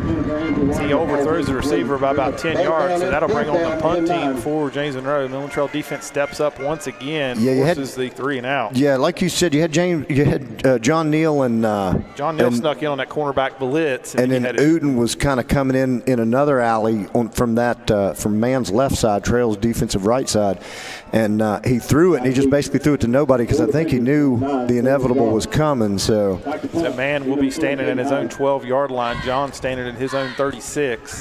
3:48 on the stop clock. Hines, actually. Johns is going to watch it bounce, and it's going to take a Midland Trail bounce. It's coming back. So Midland Trail will have the ball at their own 40 here with 3:38. So a big chance here. We talked about earlier. This is a little middle 8. Middle 8 of the game, the 8 minutes of the game in the middle section. If you get go down and get some the last 4 minutes of this, inside of the last 4 minutes of this quarter and the first 4 of the 3rd quarter, which Trail will receive that kickoff, that would be huge if you could get points here and then try to put something on the board after. You could, and this is a pretty tight contest. You could really do some damage. Yeah. And it's been a pretty clean first half. Midland Trail has 2 penalties. James Monroe has 1, and only of the 3 penalties, I believe only 1 was accepted. Yeah, that's right. Both holding penalties were declined. Because of the down and distance. Yeah, you're right. A penalty on the first play of the game. That was the only one that has been accepted. Dickerson hands it off to Roop. He wiggles his way through. He's going to pick up about 3. They're going to get him out to the 43. Yeah, just tough yardage in there. Roop sees this guy coming, and he tries to turn, and then he just has to kind of protect the football, but he falls forward. Like you said, he gets a good 3 yards on that. That's already his 17th carry in this ball game here in the first half. Yeah, so. Yeah, I think anything here you want to try to run some clock. If you have to give it back to James Monroe, there's not going to be much time. Right, you're near midfield, so it's not a problem to run some clock, so that you've got enough time to score, but you don't want to leave them too much time if you don't. John's on the inside handoff, and he tries to break a tackle. He does fall forward. He's going to get out to the 45. He picks up 2. That's going to set up a 3rd and 5. Ball sits on the Midland Trail 45. They need just across midfield for the first down. Johns, unfortunately, just hadn't been able to shake loose on those on those little quick screens or those sweep plays when they try to get him the outside in space. He hadn't. James Monroe's done a good job to keep that contained, and that time he squirted loose for an extra yard, but get him a third and medium. So you're most likely going to have to burn a timeout here. Play clock is at 8 and 7, and I think you're sitting on what, 2 timeouts still that you have. Coach Moore calls a timeout. Yeah, he uses his second timeout there. Yeah, so that might have been the plan actually. Probably wanted to see how maybe that break the huddle and see what the defense lines up. Right, and then you just kind of run some extra time off the clock. That way, if nothing else, you don't leave too much time. If you don't pick up a first down here, you don't want to leave them a lot of time, because obviously it didn't take them a lot of time to score, as we saw in the one touchdown. You pick up the first down here, then you maybe go into a little bit of a hurry up offense. That's why you don't really want to have an incompletion here. Right, you don't want to stop. You wouldn't. Yeah, you'd rather not stop the clock. But so 3rd and 5 after we come out. Midland Trail uses their second timeout. James Monroe out of timeouts. Midland Trail will have one more here in the first half. And really, I mean, you feel like Trail has basically dominated this first half. You kind of do. I mean, 3. I know, and you're down on the scoreboard. Yeah, you feel good about where you're at other than on the scoreboard. So just one play is basically 2 plays, really. I mean, you had the block punt that got him 3, and then a little bit of a busted coverage in the 62-yard touchdown. So to be 3rd and 5, Midland Trail does come out of the timeout. They're going to have split receivers to both sides. Root to Dickerson's left. Dickerson drops back to pass. He's got Gage Johnson open, but he overthrows him by about 6 yards. Yeah, he did. I think if he had Swafford out there, it would have been different, but he had Gage. Yeah, Johnson don't have the best speed there. Right. Just got to get a little bit better touch on that ball. So Midland Trail will be basically same situation as the drive before. They pick up 5 yards and not able to get anything on 3rd down and having to punt it away again. So 2:07 to go. James Monroe will get the ball back. They won't have any timeouts, so we'll see what kind of offense they will be in. Yeah, and you hate that was an incomplete pass because it did stop the clock, but Bennett gets a good boot on this one. Comer takes it about the 26. He's up across the 30. He's across the 35, and he's brought down there about the 37-yard line. So James Monroe will have the ball at their own 37, minute 55 here, no timeouts. I think they're about the same situation. You don't really want to know how quick you go here. Right, they don't. Yeah, they've got also to have to worry about giving it back to Trail, but they're thinking score. Yeah, especially with first, Trail getting the ball back. Ball to start second half. Turnover would be huge here if they do try to do something and put the ball in the air, but you got to think they'll probably test it with a run. Either way to get the clock moving and then see what happens. Man in the shotgun see formation. What they pick up. He takes the snap, rolls to his right. He's rolling. He throws across the middle, and it's going to be incomplete. Great defense by John Neal. Great. That's perfectly played by him. I don't know if you could time that play any better right there. Swafford a little bit shaken up, slow to get up on. I'm not sure. He was not at the point of contact where Neal knocked that pass down. It kind of came over the receiver's shoulder and just knocked it right out of his hands as it came in, and the receiver was pulling it in. Like you said, it was perfect. You couldn't plan it and time it any better. Depending on what happens here, Midland Trail may you stopped the clock. Incomplete pass, so the clock stops with 1:49. Man in shotgun formation. He's got 2 receivers to his right, 1 receiver to his left. He's going to pitch it on that inside handoff. Reverse. And he goes out of bounds. Goes out of bounds. So about 6. Yeah, they spot him back, and something's happening. I don't know. I believe it. It might be on James Monroe because it looked like Trail tripped over. Yeah, I think it's going to be on James Monroe. It almost looked like. I think the James Monroe player tripped the Trail player while he was on the ground. Okay, because it looked like B.J. Cole and he went flying. Brody Jones were celebrating a little bit with each other. I don't know. That would be huge because the play went out of bounds and stopped the clock either way. It was going to be 3rd and 4. If this is a 15-yarder on James Monroe, it's going to be 3rd and 19. Clock is stopped, and you have that one timeout. Yeah, I'm not really sure. I saw B.J. Cole go flying. I don't know if he was tripped. They're walking it back. 65, late hit out of bounds. And there's another penalty. Coach just got one. Yeah, that's an assistant coach from James Monroe was just complaining to the ref as the head umpire was announcing the play and announcing the penalty. So another penalty flag goes flying more on the James Monroe sideline. So now they're trying to calm those guys down. Oh, they're going to give them a sideline warning. Okay. So that didn't hurt him, but it was going to be 3rd and 4. Now it's 3rd and 19. The clock stopped at 1:45. I don't think that's. Ball will go back to the 29-yard line. Yeah, so ball's at the 29. They need they got 3rd down for the Mavericks. They need the 47, so it's about 3rd and 19. Third and clock is stopped at 1:45. Midland Trail does have that timeout. So they're sitting on one timeout. Yeah. So if the ball is if the clock's still rolling here after this play, they could burn it and get decent time left on his clock. Man got 2 receivers to his left. He brings a man in motion. He rolls to his left. He's looking to throw across his body. He's got Hines open. Hines catches it. He's going to pick up the 1st down. He's across midfield and runs out of bounds as Hines got a flag. Yeah, I don't know what that was all about because that was way after the play. It's going to be, I think it may have been a 15-yarder on Hines. Hines must have said something because he's saying, I can't believe they flagged me. He was open. He had 2 or 3 yards from between him and the defender. He had to come back to the ball. Great tackle there. Yeah. And he just couldn't. I mean, Hines is 6'5". He just kind of jumped over him.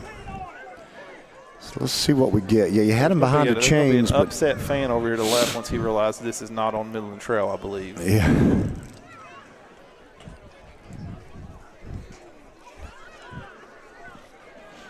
Or maybe it is. I don't. Hard to tell. I don't know what they're doing. Is it a sideline warning on Trail? Oh, they're walking it back. Personal foul. It gets number 3.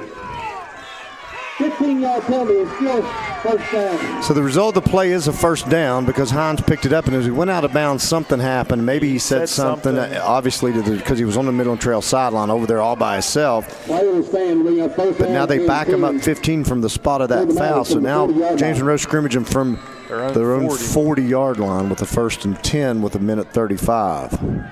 Brings Parker in motion. Man, he's got on the wheel route. Somebody's got to turn around, and he tried it.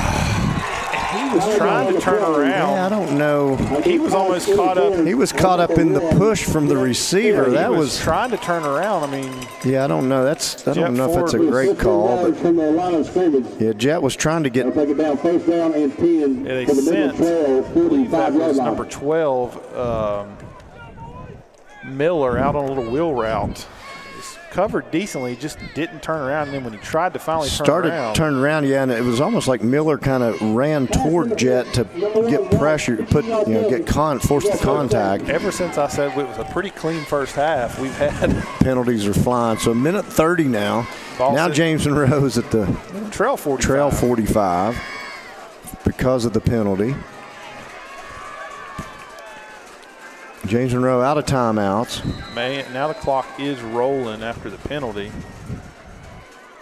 He sends Miller in motion, inside handoff to Parker, and he's going to be hit. Ball is on the ground. Oh, lineman's got it. Up, and he's going forward for 3 yards. Wow, he did. Trail ends up with the ball, but they're going to blow it dead, or I don't know, because I thought they were trying to strip him. They're saying I think forward progress, maybe. 1 minute 10 seconds remaining. So he picks up about 4 on the fumble recovery. Clock is rolling. 4. Ball sits on the Midland Trail 41. It's 2nd and 6. Man barking out the call to Hines. Now he's bringing Hines in motion. He's going to line him up tight at tight end. Man, it's going to be a double pass. Yeah, double pass. And it's caught in the end zone for 6. Yeah, a little flip to the back, and then he pulled up and threw it, almost kind of flea flicker action, and receiver got just behind trail defender, caught it right inside just in bounds, and then it only had to go about 10 yards, 15 yards for the touchdown once he caught it.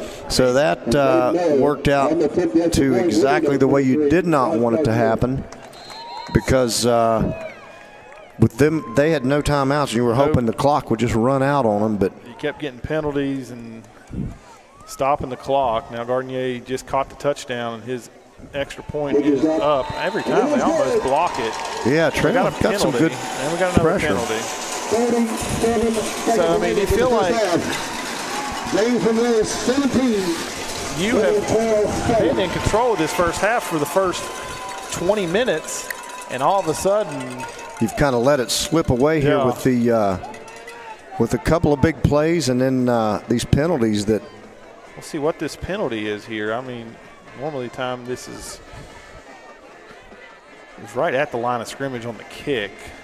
And maybe Trail was offsides because they had a lot of pressure coming. For a while. Here comes the call from the official. Personal foul. Against the defense, hurdling. Oh, hurdling. Will be assessed on the kickoff. Tried to jump over the lineman and blocked it. They've been getting great pressure off the edges, yeah. But somebody evidently tried to go airborne and jump over the line of scrimmage and try to get the block. So nonetheless, 17-7, James Monroe with 37 seconds left. So with your Trail, you don't have a lot of time here. You've got that one time out, but you got to think, because you are getting the ball starting the second half, you'd like to do something with it, but you do have this penalty that's going to hurt you because they are stepping it off. So you got to think James Monroe kicks it short probably, because they're not going to necessarily lose much if it only goes 15 or 20 yards or something, but they may kick it deep and just have no chance for return. Maybe Trail can get a return out of it and get a spark. Oh, he's going to return it. Johns picks it up at the 2, and that one you might want to just let go in the end zone. Yeah. Well, he gets it back about 20. By number 9, Jalen Johns. Tackled on the play by number 14. Yes, Johns gets it out to the 20. Looks like they're going to scrimmage him right at the 20-yard line. So if you're Trail, probably nothing cute here. You're just going to run a couple plays. 30 seconds. You maybe run something on first down. If you pick up the first down, maybe you go into a little bit of a hurry up. I mean, you got to be careful here. Yeah, you can't throw if you throw only down something. 10 and you get the ball to start the second half. And you're going to be a little frustrated because you felt like you've dominated. Right, you've done what you needed to do to stay in the game, but it's just a couple of miscues. And he gets it out to about the 20. He's going to pick up a yard, and we'll see if they just let it run out from there. Yeah, so if you're trailing the second half, you definitely got to get Roop some bigger running lanes like you were finding late in that first quarter, because James Monroe definitely adjusted their defense and was bringing more guys up toward the line of scrimmage to try to get some shoulder pads on Roop. That will do it for the first half. So James Monroe leads after 2, 17-7. We'll be back after these commercials with your Dr. Bruce Cassis halftime show. Recap of your first half. Departments internally to do those things. When you hire Cucumber Company, you get that internal team feel. You get experts that are within hand's reach. So whether you're looking at a website project, videos, audiovisual support, I highly recommend Cucumber Company. We all want our kids to grow up safe and healthy, so we show them how, and we tell them with honest conversations that let them know what we expect. That's especially important when it comes to alcohol and other drugs. Kids need to know the dangers and how to avoid them. And when it comes to pain medications, opioids, they need to know that they should never be taken without a prescription and never shared with friends or family. It's dangerous and illegal. So talk with your kids, because when you talk, they hear you. Lighthouse Worship Center is a proud sponsor of Midland Trail Middle School and high school football and all of our student athletes. Lighthouse Worship Center, a Bible-based, Bible-believing church where we can learn together, worship together as we do life together with the direction of God. Lighthouse Worship Center, 1175 Smales Branch Road in Hyco. Call 304-658-3370. A proud supporter of Midland Trail Athletics. Southern Sons Demolition and Lawn is a proud sponsor of the Midland Trail Patriots. Southern Sons offer a variety of outdoor services such as excavation, lawn care and landscaping, tree removal, material deliveries such as mulch, stone, sand, and more. Serving Fayette, Nicholas, and Raleigh counties. Licensed and insured. Choose Southern Sons to bring out the potential for your outdoor oasis. Give us a call at 304-575-0050 or 304-658-8182. Be sure to like us on Facebook. Southern Sons, a proud supporter of your Midland Trail Patriots.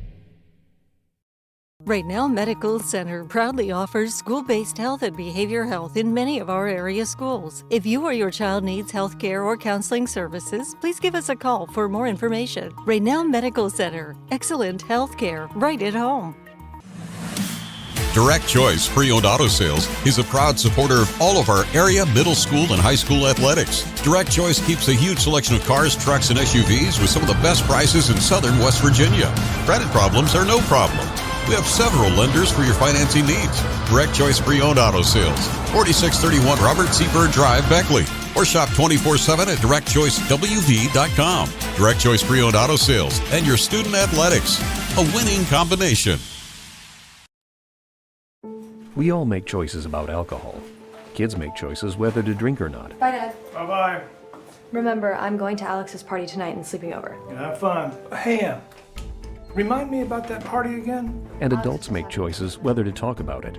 That's true of parents and every other trusted adult in a kid's life. Kids want to know our expectations, and they want honest answers in everyday conversations. So talk with your kids and help lead them on a positive path. Because when you talk, they hear you. At the Cassis Dental Center, we believe in the total health solution. It doesn't matter whether you have a disease state or a healthy state. We're going to do our very best to diagnose everything that you need to have done. If necessary, we can use our 3D capability. One of the best services we offer at Cassis Dental Center is to control anxiety. The oral sedation helps you to feel like you haven't even been at the dentist office, although you can have a lot of dentistry done. We also do general restorative dentistry, which includes fillings, extractions, root canal therapy, implants, and dentures. One of the most unique services that we offer is the ability to have same-day crowns performed. It's quite rewarding to see families grow. That's worked for us for over 3 generations now. Changing someone's life by improving their smile is very satisfying. Flat Top Fridays is a proud sponsor of Midland Trail High School Athletics. Flat Top Fridays is located at 2278 Old Court Street in Fayetteville. Flat Top Fridays offers regular cuts, specialty cuts, straight shaves, and much more for all ages. Call or text us at 304-640-3725 or 304-237-0251. Flat Top Fridays, a proud sponsor of Midland Trail High School and our student athletes. In the ever-changing world of website design, the things that people need, the things that people look for, those website norms, they're ever-changing. In many organizations, we're getting to where we don't necessarily have specific departments internally to do those things. When you hire a Cucumber Company, you get that internal team feel. You get experts that are within hand's reach. So whether you're looking at a website project, videos, audio-visual support, I highly recommend Cucumber Company. We all want our kids to grow up safe and healthy, so we show them how, and we tell them with honest conversations that let them know what we expect. That's especially important when it comes to alcohol and other drugs. Kids need to know the dangers and how to avoid them. And when it comes to pain medications, opioids, they need to know that they should never be taken without a prescription and never shared with friends or family. It's dangerous and illegal. So talk with your kids, because when you talk, they hear you. Lighthouse Worship Center is a proud sponsor of Midland Trail Middle School and high school football and all of our student athletes. Lighthouse Worship Center, a Bible-based, Bible-believing church where we can learn together, worship together as we do life together with the direction of God. Lighthouse Worship Center, 1175 Smales Branch Road in Hyco. Call 304-658-3370. A proud supporter of Midland Trail Athletics. Southern Sons Demolition and Lawn is a proud sponsor of the Midland Trail Patriots. Southern Sons offer a variety of outdoor services such as excavation, lawn care and landscaping, tree removal, material delivery such as mulch, stone, sand, and more. Serving Fayette, Nicholas, and Raleigh counties. Licensed and insured. Choose Southern Sons to bring out the potential for your outdoor oasis. Give us a call at 304-575-0050 or 304-658-8182. Be sure to like us on Facebook. Southern Sons, a proud supporter of your Midland Trail Patriots. Right Now Medical Center proudly offers school-based health and behavior health in many of our area schools. If you or your child needs health care or counseling services, please give us a call for more information. Right Now Medical Center, excellent health care right at home. Direct Choice Pre-Owned Auto Sales is a proud supporter of all of our area middle school and high school athletics. Direct Choice keeps a huge selection of cars, trucks, and SUVs with some of the best prices in southern West Virginia. Credit problems are no problem. We have several lenders for your financing needs. Direct Choice Pre-Owned Auto Sales, 4631 Robert C. Byrd Drive, Beckley. Or shop 24/7 at directchoicewv.com. Direct Choice Pre-Owned Auto Sales and your student athletics. A winning combination. We all make choices about alcohol. Kids make choices whether to drink or not. Bye, Dad. Bye-bye. Remember, I'm going to Alex's party tonight and sleeping over. Have fun. Hey, remind me about that party again? And adults make choices whether to talk about it. That's true of parents and every other trusted adult in a kid's life. Kids want to know our expectations, and they want honest answers in everyday conversations. So talk with your kids and help lead them on a positive path. Because when you talk, they hear you. At the Cassis Dental Center, we believe in the total health solution. It doesn't matter whether you have a disease state or a healthy state. We're going to do our very best to diagnose everything that you need to have done. If necessary, we can use our 3D capability. One of the best services we offer at Cassis Dental Center is to control anxiety. The oral sedation helps you to feel like you haven't even been at the dentist office, although you can have a lot of dentistry done. We also do general restorative dentistry, which includes fillings, extractions, root canal therapy, implants, and dentures. One of the most unique services that we offer is the ability to have same-day crowns performed. It's quite rewarding to see families grow. That's worked for us for over 3 generations now. Changing someone's life by improving their smile is very satisfying. Flat Top Fridays is a proud sponsor of Midland Trail High School Athletics. Flat Top Fridays is located at 2278 Old Court Street in Fayetteville. Flat Top Fridays offers regular cuts, specialty cuts, straight shaves, and much more for all ages. Call or text us at 304-640-3725 or 304-237-0251. Flat Top Fridays, a proud sponsor of Midland Trail High School and our student athletes.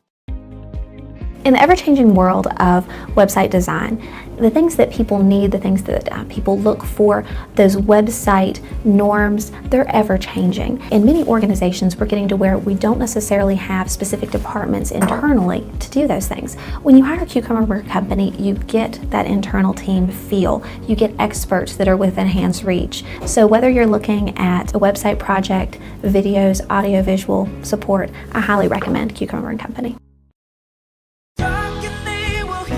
We all want our kids to grow up safe and healthy, so we show them how, and we tell them with honest conversations that let them know what we expect. That's especially important when it comes to alcohol and other drugs. Kids need to know the dangers and how to avoid them.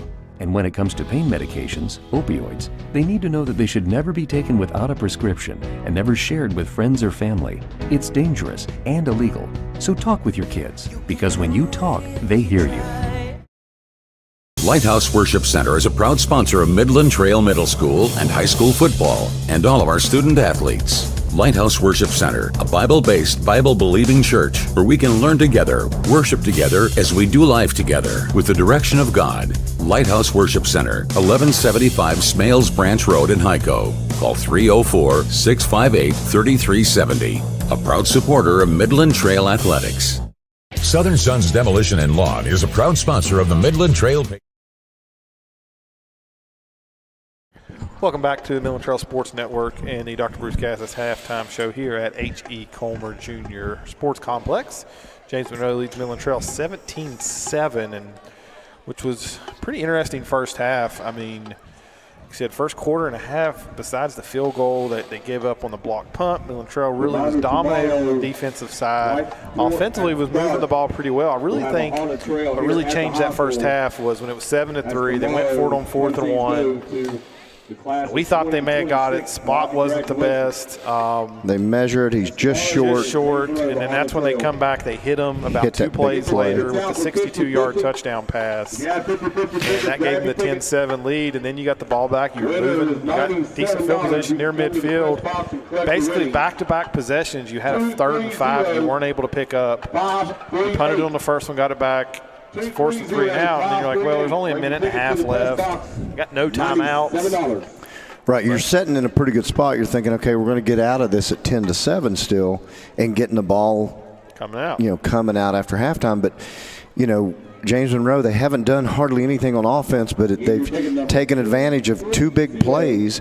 And they were just opportunistic that they hit, and that was a timing play on this reverse where the kid had to throw a perfect pass to hit his guy, and he did, and he was in position. Had pretty good coverage on Gardner. Yeah, he was close, and it just happened and even at that point, Swafford almost could have made a play to make to such touchdown saving tackle, and they may still not have got in the end zone because they would have had to hurry because of the clock situation, but he was able to scamper in. And then all of a sudden, you look up and you're down 17-7. You feel like you've played the best defensive game you played in a while. So I don't think it seems like Hines, their big star receiver number 3, is a little bit hampered with an injury because we heard coming in that he might not be 100%. And it looks like they're kind of protecting him a little bit because they're not stretching the field with him going he did come deep, up big there when they got that. He did have a couple big catches. Penalty. It was sitting about 3rd and 18. They got a little pressure on man, and they forced him to roll out, and he just threw across his body all the way to the right side of the field. And he hit. I mean, got a 6'5" receiver. You don't got to throw it perfect. Right. He's more than likely going to catch it. Yeah. And then he had one-on-one with Swafford. Swafford had a chance to stop him short of the first down by about 5 yards, but he made him miss, hurdled him, went across midfield, but then picked up a 15-yard penalty. But they overcame all those penalties on that drive. There was plenty of personal fouls after we had a pretty clean right up until that last drive, first half.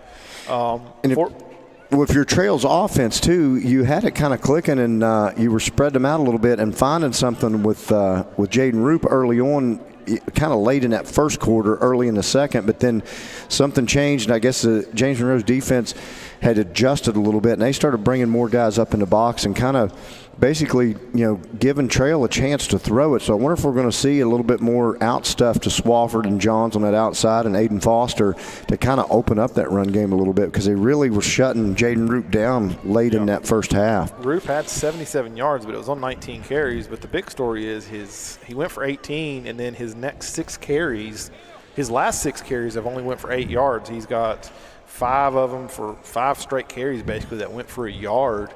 And then he had 1 for 3. So there was some adjustments made on that James Monroe defense, kind of taking Roop out of the ballgame. They're like daring them to beat him with something else besides Roop.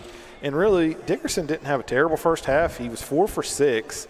He only had 25 yards. He had a touchdown, but it was all short. A couple of them key completions, but they weren't. Yeah, you weren't really breaking the game open with anything. So they've only really tried to go deep once. They had that 3rd and 5, and they had a little seam route with Johnson, and he was open. He beat his man. Right, he was open, and Race led him, but he just led him a little bit too much. Yeah. Unfortunately, but yeah, that was really the only time you tested it deep. So, and if you're Trail, you don't necessarily need to.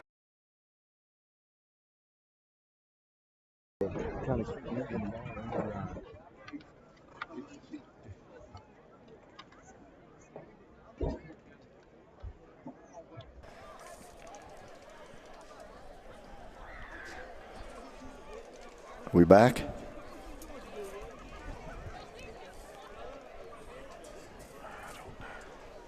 Dang it.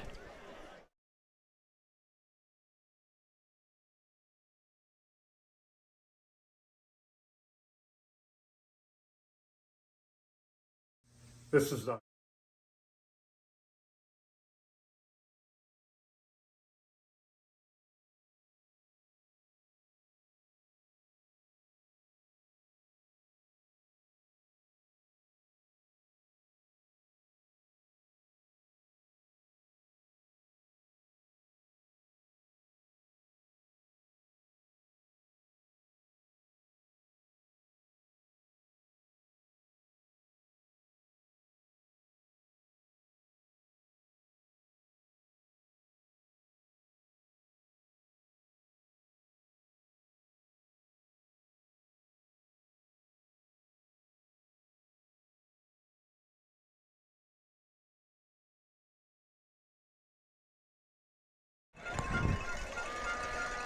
as we were saying before we had a little bit of technical difficulty here, I got caught up in the chords.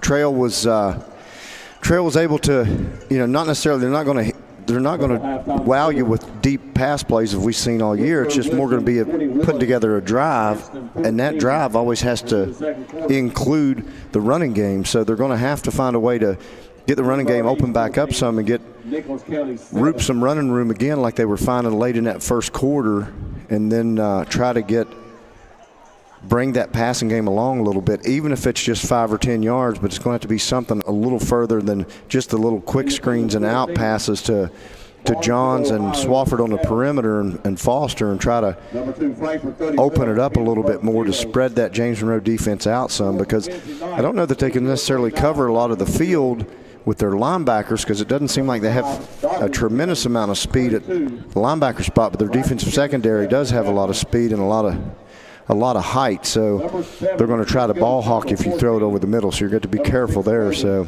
but you'd like to see him get back to getting Roop going again and get him to find his groove again, and start picking up some 5 and 6 and 7, 8 yard plays. I believe we have lost our camera. Well, we had a little bit of issues, so we'll keep the clock. West side 12. Keep calling out the clock when we can. What happened there? So we got about 2.5 minutes till the start of the second half here. Let's see if we can get a couple scores from around the area. Start out in single A. Meadow Bridge leads Richwood 26-12 in the second quarter. Greenbrier West leads Montcalm 22-6 in the second quarter. Move on up to Double A. Independence leads Barnesville, Ohio 14-7 in the second quarter. Number 2 Frankfurt leads number 12 Petersburg 31-0 in the second. Number 5 Doddridge County leads number 21 Braxton County 32-7 at the half. The big game of the week in Double A was number 6 Logan and number 7 Mingo Central. Mingo Central leads that one 14-7 in the second quarter. Roane County leads Scott 34-0 in the second quarter. 11 in Triple A, Chapmanville leads Wayne 26-7. Number 13 Clay County leads number 22 Polka 17-0 at halftime. And number 15 Westside leads Summers County 12-8 in the second quarter. Hopefully Summers County can maybe pull off a win there against Westside, get you an extra bonus point. Closer than most people probably expected. Number 5 Greenbrier East leads number 21 Nicholas County 14-7 in the second quarter. So Nicholas County hanging around. That would be huge. No score from Lincoln County and St. Albans. And 4A, see if we have an Oak Hill score. No score from Oak Hill and Hurricane. No score or 0-0? Just no reported. No reported score. I was going to say, it's not something up here, is it? Nothing up. No. So 35 seconds left, then they'll reset here for the sportsmanship greeting at midfield, and then I believe they already reset it, did they not? Or maybe they did. I thought this was still on the original countdown, but James Monroe's still coming out of the locker room and still down on the goal line to getting ready to do some high knee action here to as you try to get this scoreboard brought back up. But we will, like we said, we'll see what Trail can do here with this possession. We got word from the Midland Trail locker room at halftime that Nick Workman will not return to this game. We saw him shaking up what looked like a lower leg injury. He was helped off the field early in the game and helped to the sideline, and I believe he is in street clothes now. So, but that line, I don't know. They weren't giving up any major rushes toward race on pass plays. Not there's been a whole lot of sample size there, but you did mention that Roop was not picking up the yardage he was earlier. So we'll have to kind of watch that and see how that line develops. we'd like to give a shout out. Appreciate all of our sponsors that helped us out so far this year. We're trying to get your commercials played as much as possible tonight on this unusual broadcast for us. Not having videos been a little bit off. I'd like to appreciate Bear Mountain Cabins and Campground over in Fayetteville. They can be reached at 304-573-CAMP, 304-573-2267, also at www.bearmountaincamping.com. Also, like to shout out Sun Road Creations. Yeah, Sun Road Creations, and I'm going to try to maybe have something, another sample at the game possibly next week that people can see kind of a little bit of the work that gets done there, some things that you could have created at Sun Road Creations. So get some stuff out there, maybe get some orders in. Holidays coming up. Yeah, they're great gift ideas, stocking stuffers or living room stuffers with custom wood furniture and such. So CNC woodwork and all of that sort of good stuff. And then also the mugs that we had with personalized for Midland Trail or whatever you want to personalize them to. Maybe with, says, world's best announcer. If somebody wanted to get you one of those, maybe if your kids are watching. April Fool's joke? Maybe. So we are about a minute to go here from the start of the second half. James Monroe leads at 17-7. Midland Trail will be getting the ball to start the second half. So they will have a chance to cut this two-possession lead to 1. Yeah, 17-7, and you want to, you want to keep it this close and make it closer, obviously, but you just don't want to. You really don't want to give the ball back to James Monroe because they had all the momentum going in at halftime. So if you're Trail, you want to cease that momentum and take it back to your side by getting you a drive together and getting a score and getting back in this thing. Because, like you said, you feel like you've landed a lot of punches, but you haven't. You're not getting yourself ahead on the scoreboard. Yeah, I mean, even though it feels like between your trenches you've delivered. The punches James Monroe punched back with just were big ones. More effective. Yeah. There was less of them, but they were more effective. So, yeah, the two things that really the two big things that happened was, James Monroe changed something the way they were defending and stopping Roop with bringing some extra hats down into the. More personnel down to the line of scrimmage, closer to the line to stop that thing up, and then also just capitalizing on two of those big plays that really broke the lead open for them. Yeah, I mean, you've basically shut down their run game. I mean, offensively rushing, they have negative yards on offense. I mean, there's nothing on the ground. I mean, you've basically forced them into the passing situation, and you'd shut that passing game down early. But just it's chunk plays. I mean, it's the big chunk plays that have killed them. And they haven't really had that big play on offense. Their biggest play on offense, they've had a 20-yard run by Roop and an 18-yard run by Roop. Only really Ewing had one run in that first half. Dickerson ran it twice, and Johns ran it once. Yeah, so really they've been limited as far as explosive plays that you kind of need to help those help shorten some of those drives so you don't have to drive a long field with short yardage plays all the way down the field. James Monroe set to kick off. Gardnier kicking from his own 40. He boots it deep. Johns is going to take it on the run at about the 18-yard line. He cuts it up across the 25, 30, 40, 45, 50. Cuts it across and just decides to run out of bounds. It's going to be a great return by Johns as he returns it into James Monroe territory. It's going to be marked out at the James Monroe 43-yard line. So that is a big spark you needed to start this second half. Yeah, great way to start to get this drive kick-started a little bit because Johns kind of found an alley there on that left side. And he was really untouched. He really kind of went out of bounds. He wasn't really on the tackle. He had two guys kind of defending him, and I think he saw the inevitable, just kind of ducked out. He was going to try to cut it across the field, and I think he smartly went against that and just went out of bounds. And Midland Trail will start at the James Monroe 43. Dickerson has Ewing to his left, Roop as the deep man. He hands it off to Roop. He's got positive yards down to the 40. Mark him at the 40, so a 3-yard pickup by Roop.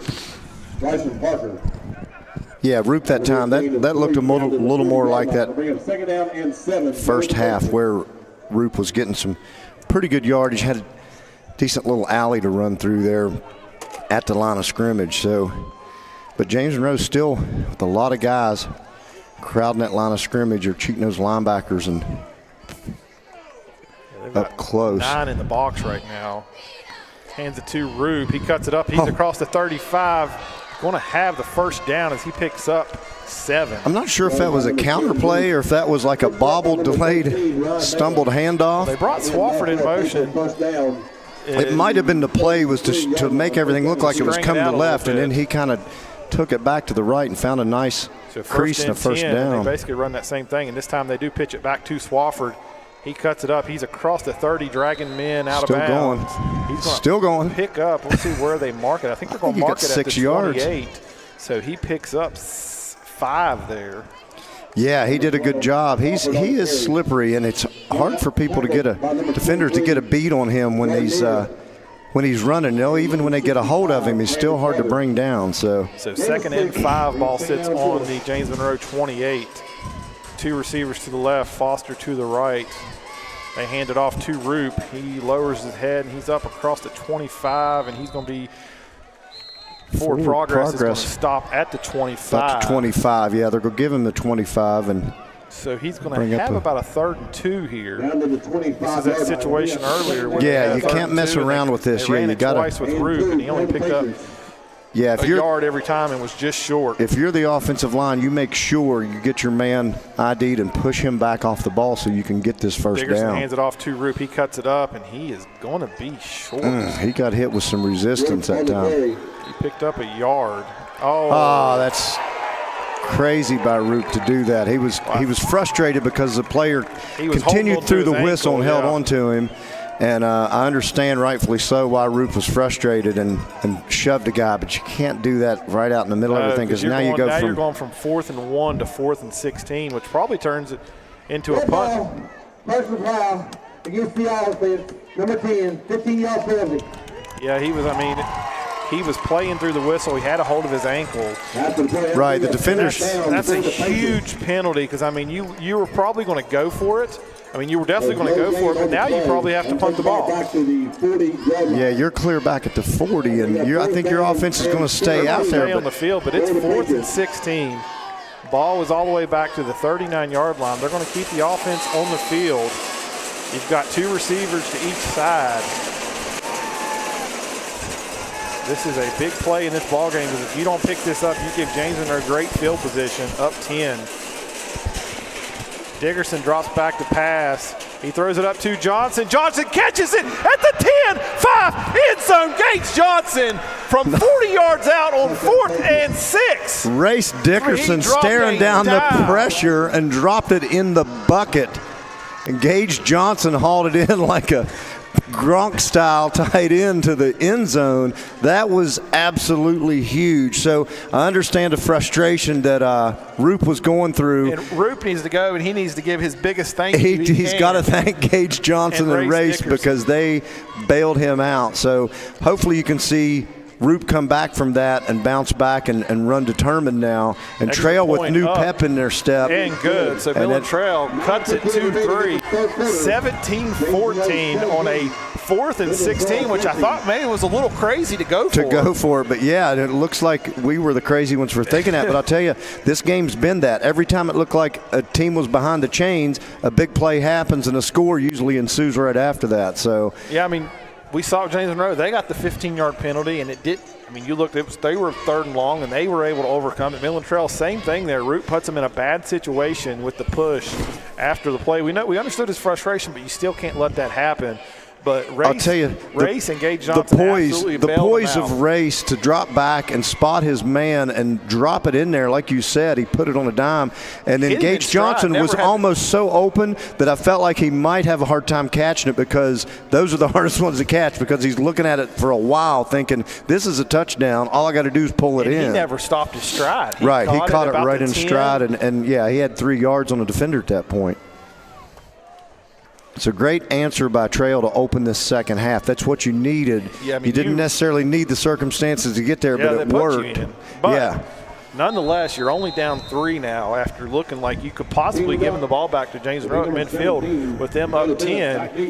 Your kickoffs have been a little bit of an issue. This one he does boot deep, and Comer's going to take it at the 16. He cuts it across the 20, across the 25. He cuts it up across the 30. He's going to be brought down after a nice pickup. He gets it out to the 36-yard line. Yeah, Comer's a pretty shifty runner. I don't think he has blazing speed, but he's only 5'3". He's not a lot of height. He's hard to see out there. Well, I think the issue earlier is the grass maybe up to about his knees. Right, have been tripping him. But I'll tell you, he's low to the ground, and he is shifty when he gets the ball, and he is a little bit hard to find. But, yeah, he a good return and sets James Monroe up at the 36-yard line. So Trail's defense back out here. We saw about the first quarter and a half. Yeah, I mean, really the whole, other than just two or three big plays on the. We'll see if they go. I mean, I don't know if they try to go back to that running game or the passing game's been working and they just stick with it. John Neal's coming in on the blitz. He's going up to Hines. It's going to be a jump ball, and Hines comes down with it across the 40. And Swafford really didn't have the best position there. Swafford saw it the whole time, and I think he thought he was going to have good position. He kind of got off balance, and he ended up jumping off of 1 foot, and he didn't get a good jump to time it with Hines that time. He picks up 27. Ball goes into Midland Trail territory down to the 38. Hines is a little shaken up. Yeah, I don't know. Can't tell if he's got something in his eye. Yeah, maybe something in his eye. He's looking at the official for a timeout. Yeah, I think he's going to have to. Yeah, I mean, he's trying to take his helmet off. Midland Trail's trying to bring in that extra. You got to bring in a sub. You can't. Yeah, wait for him to come back. I think he got dirt in his eye when they ended up getting down on the sideline here. Because Comer, who's 5'3", there's a little bit of a height difference. Yeah, that is the field's dry, so I think you get a lot of dust when those players go down and get tackled at ground level.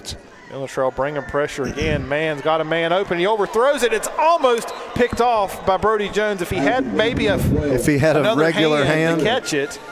Yeah, that would have been his second one tonight because, man, he was playing midfield, and man was not necessarily feeling all the heat in the kitchen, but he did have pressure coming. They weren't right in his face, but he did sail it. And if Brody Jones had maybe he's only working with maybe, I don't know if you call it a hand and a half out there. Yeah, if he didn't have the hand wrapped so heavily there, he may have came down with that. Inside little reverse pitch to Miller, but it ain't going to go for much. He's going to get to about the 36. It's going to be a 2-yard pickup. Trail's defense has done a good job of staying at home on that. That's a little counter trade deal where they flip that to the receiver as they're moving to the left. I mean to the back as he comes back around to the right and tries to take it off tackle. And they try to kick that guy out with a pull and guard, and Trail's defense is staying at home and sniffing that out each time. So 3rd and 8, ball sits on the Midland Trail 36. You got to think you can force a punt if you don't give him much yardage here. Bring Gardnier in motion, and I think was that 2 men in motion? Well, I think 23 went upfield. Okay, the snap, but also the quarterback. We've seen this a lot, and they don't ever call it. He starts stepping back before the ball gets snapped, and it's not to him yet. So it's going to be 5-yard procedure penalty on James Monroe. Against number 19, 5 yards. Number 19. So that's going to bring up a 3rd and 13. Yeah, these are those situations you definitely probably going to be looking at Mann or Hines down here on the right. And they call it on Andrew Weichel, but there was a couple things going. They probably could have called it on 3 different players there at one point. Midland Trail really hasn't been able to get much pressure on Mann. It looks like he might want to. Mann's kind of looks like he's maybe thinking about taking a shot because Mann drops back to pass. He's going deep again. He's got Gardnier open. And it is great defense by Brody Jones. With one hand. With one hand as he was all over Gardnier. And like I said, that was just that's good defense. That was good defense. And I'll tell you, if Jones doesn't have any better defense, he put that ball in a spot where his man could have came up with it. That would have been a big completion. 4th and 13. We'll see. It looks like they're bringing on the punt team. Going to punt, it looks like at least they're showing punt. Now, whether they stick with it or not. It's tough to tell because you got Hines who goes back to the punter, and Mann comes up as an up man. Right. So a fake could easily could happen really easy. So if you're Trail, you got to stay at home because if a fake's going to happen, you got to think it would be in around this territory. It snapped to Hines, and he's going to punt it. He gets a high boot on it. It's going out of bounds. This is going to be tough to mark. I think it's going to be outside the 20. Yeah, I would think 25. Yeah, he can keep walking. 23. So really only a net gain of 17 yards on that punt. So going for it probably wouldn't have been the worst thing. Right. It wasn't you didn't really give up a whole lot of ground, I don't think. But Midland Trail defense, they gave up the big play to Hines there to start that drive, but the defense they stiffened up there and forced a punt. Now you get the ball back here. 8:25 to go here in the third quarter. You trail by 3. James Monroe leads at 17-14. And you had a nice drive. If you're Trail, you want to try to establish yourself here and have a nice drive and end it in the end zone and try to take control of this thing a little bit. Give it to Roop, and he's not got much. I think he's going to get a yard out to the 24, and that's it. Yeah, so good to see Root back in there. Let's see if he can make up for a mistake on the last drive and overcome that and run with a purpose here and see if he can. So 2nd and 9 coming up for Midland Trail. Ball sits on their own 24. 8 minutes and 2 seconds to go here in the third quarter. Dickerson still waiting for the play call. Gets the play call there with 15 seconds. They're going to have to go quick. Yeah, you're going to have to hurry a little bit because he's just now getting back to the huddle 12, to give a play with 10. 9, you don't want to have to burn a timeout no, here. It's way too early here. Change. You got 5. So no sense of urgency. They're going to have to call a timeout. 2. They get it off. Oh, wow. Somebody wasn't set. That's a killer. That was not a delay of game. He got that off. Yeah, he snapped it enough time. Did they call it? They called a delay of game. I don't know if that's right. I think that's what Coach Moore's arguing because he got that play off. Maybe Jeremy called a timeout. Number 3 in the offense, 5-yard penalty. Repeat first. Jeremy's hot because I think Jeremy called a timeout and they didn't give it to him. There was still a second on the play clock when he snapped it. It was not a delay of game. So there was not a timeout. What was? I don't know. The ref yelled something that he didn't want to be mic'd up for when he was. So they called the delay game. It's going to be 2nd and 14 Midland Trail. And there's that middle of the field's wide open. They have got that box stacked. They give it to Jake Ewing, the fullback, and he's going to go forward. He's going to get about maybe 4 back to the original line of scrimmage. Thought if he could get through that second wave of defenders when he got hit, he had a chance because that middle of the field was open, like you said. It looked like he might have a chance to rumble a little bit, but going to bring up 3rd and a long 10. Yeah, that 5-yard penalty, which, James Monroe just had the 5-yard penalty that hurt them and forced them into a punt. You hate to see the same thing happen to you here and hold you back, so you want to keep the chains moving and pick up this 3rd and 10. 10. Long. Dickerson got 2 receivers to each side. He takes the snap, rolls to his right. He throws it to Foster, and it's just out of the hands of Foster. So a little too high and hot. Not able to do anything there with that. Like I said, really got hurt by that delay game. Yeah, it looked like he got it off in time. It's almost like the ref was anticipating because it looked like it wasn't going to. Yeah, it almost looked like it wasn't going to happen. But then Ray snapped it with a second on the clock. I don't think everybody was set, so maybe you could have called that. Yeah, that's what I actually thought the flag would maybe be, but. So Dakota Bennett on to punt, barring a great punt here. James Monroe's going to have good field position. I wonder if James Monroe will try to put some pressure. Maybe if you can get it out, maybe they would rough you because they looked the punt off. It's high. It's not very long. It's going to bounce. Takes a Midland Trail bounce across midfield, still rolling. It's going to roll inside the 45 down to the 45. So James Monroe will take over at their own 45 with 6:40 to go here in the third quarter as they lead 17-14. Yeah, just back and forth here, exchanging punts now. And Trail, if you're Trail's defense, you just want to keep doing what you're doing, but got to take advantage of those offensive series because over here maybe flip the field a little bit. Right now you're getting in that field position game and you're not winning it. I got to think they'll go away from that quarterback run thing because it was not working. Pass. He's rolling out to his right.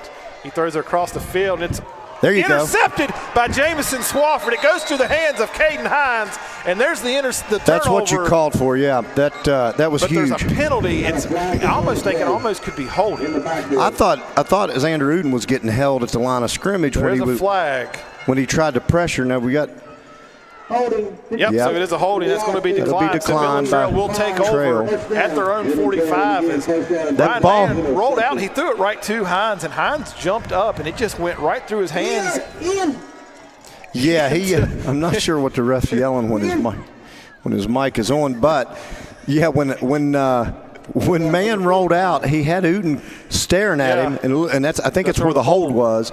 And then he threw it, he forced it high, went through Hines' hands, and Swafford got his hands on it. It popped up a little bit, and on the second hop, he grabbed it and came immediately down to the ground and was tackled. But this is 45-yard line across for the Trail. Middle. I mean, they've got everybody in the box here. Yeah, you got to think that middle of the hand field. It off to Roop. He's trying to get the edge, and it's just not there. No, I mean, you're not going to be able to run the ball right now. I mean, they've got 9 men in the box, and there's nobody more than 2 yards off the ball defensively. Right. There's definitely back to the 41-yard line. Bring up there's too much. And Roop loses 4 yards there, so yeah, they're stacked way too tight in that near the line of scrimmage that this offensive coaching staff for Trail is going to have to recognize that they've got to do something else. I mean, if you're going to get it wide. Yeah. And now you're going to have to go again as the play call is just getting called. They break the huddle with 9 seconds on the play clock. You can't have that happen again because you can't afford a 5-yard penalty. 4, 3. He is going to get it off. Fakes it, throws it up for Foster and Gage Johnson, and it is overthrown. That time he was not open. They had him double teamed. So so now 3rd and 14. 3rd and 14 because of that loss of yardage play on first down when Roop tried to go wide. They are just keying on that run with Roop, and especially when you try to go wide. I mean, it's one thing when they're trying to run right at them and they're stacking numbers in there, but when you try to run wide, they're definitely shutting that down. So 5:39 to go here in the third quarter. Midland Trail has a 3rd and 14. Ball sits on their own 41 with two receivers to his right. He's got Swafford one-on-one to his left. He rolls out to his right. He throws back to Swafford. Swafford just overthrown as he tried to come back on the ball, and it's not there. So they squander that opportunity with the great field position. Yeah, maybe you get a chance here. You can flip that field again, but that would be field position there. But that first down, when you're not able to get positive yards after first down, especially when you get negative yards, that really puts a kink in that and your drive. second down play when you threw to Gage Johnson, just wasn't it was would have been a good play, but Gage didn't really have the speed. He was almost triple covered at that point. So Bennett gets the punt off. It's good foot. It's going to bounce. Might be hard to handle. Comer takes it up at the 26. He's trying to get the sideline. He's going to cut it across the 35, gets down to about the 37 where James Monroe will start their drive. So you really didn't flip the field much there. You're back to about where the drive started last time for James Monroe. Yeah, you would have hoped you could have pinned them deeper and turned that defense loose a little bit. But how about we call it a defensive turnover? How about just get a defensive touchdown? Defensive touchdown would be nice. That would be a real big spark, but I'll take another turnover if you can get it because you've got James Monroe's offense. I mean, you've limited them basically to, basically a trick play or two to try to, shake things up. So you've got to guard against that. Got a man in motion. He drops back to pass.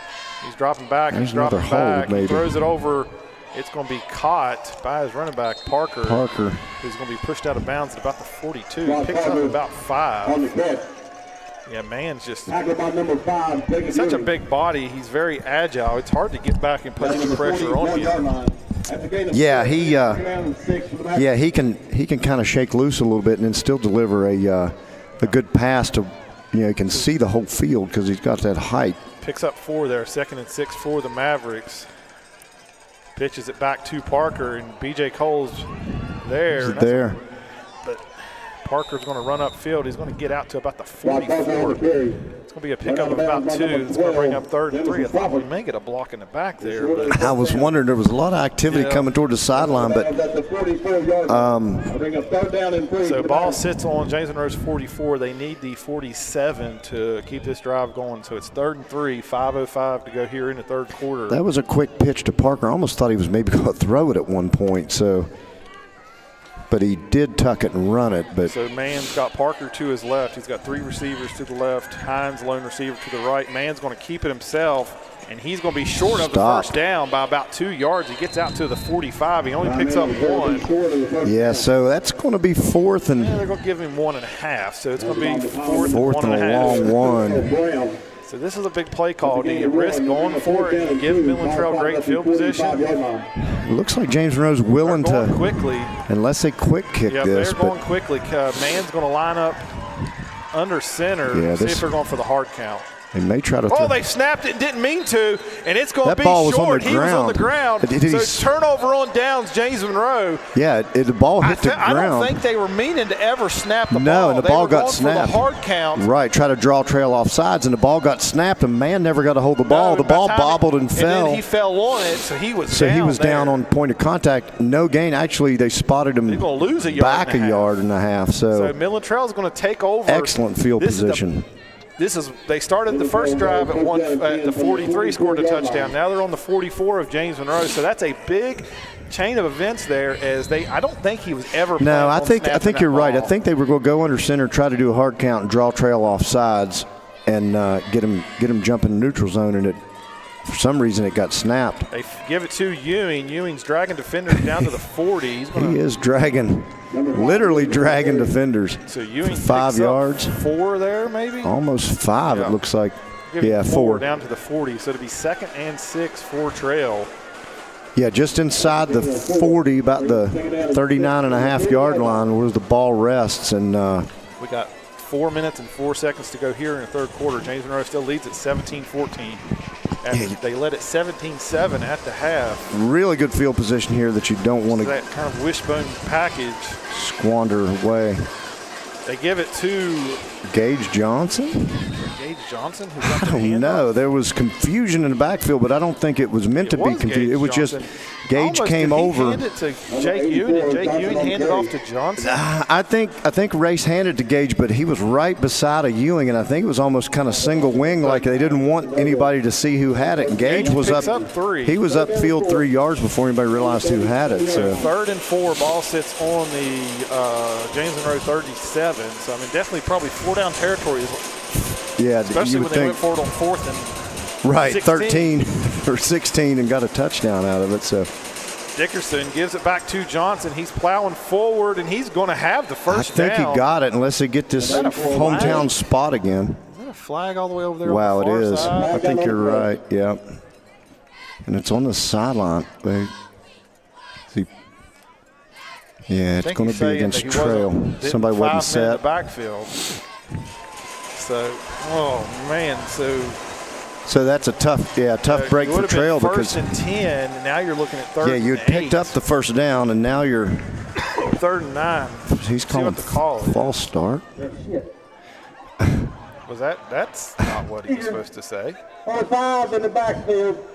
Yeah, he had 5 in the backfield. Zaylen Johnson, he was saying he looked over and he got the motion that he was on the line. Right. And then the official said that he was off. So I think that's the confusion. I think there. Back 3rd down and 9. So you got 2 downs. You get 3rd down over. Dirty word. Yeah, the ref is all. His mic's got him all confused. He has to reach behind his back to turn it on and off. And I think he thinks it's off, but it's on. And then it's 3rd and 9 for Midland Trail.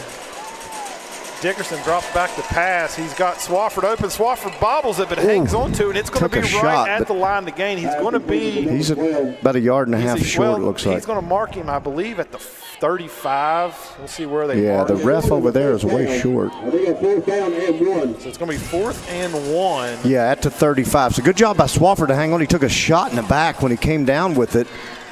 James Monroe's defense was right there, so it was.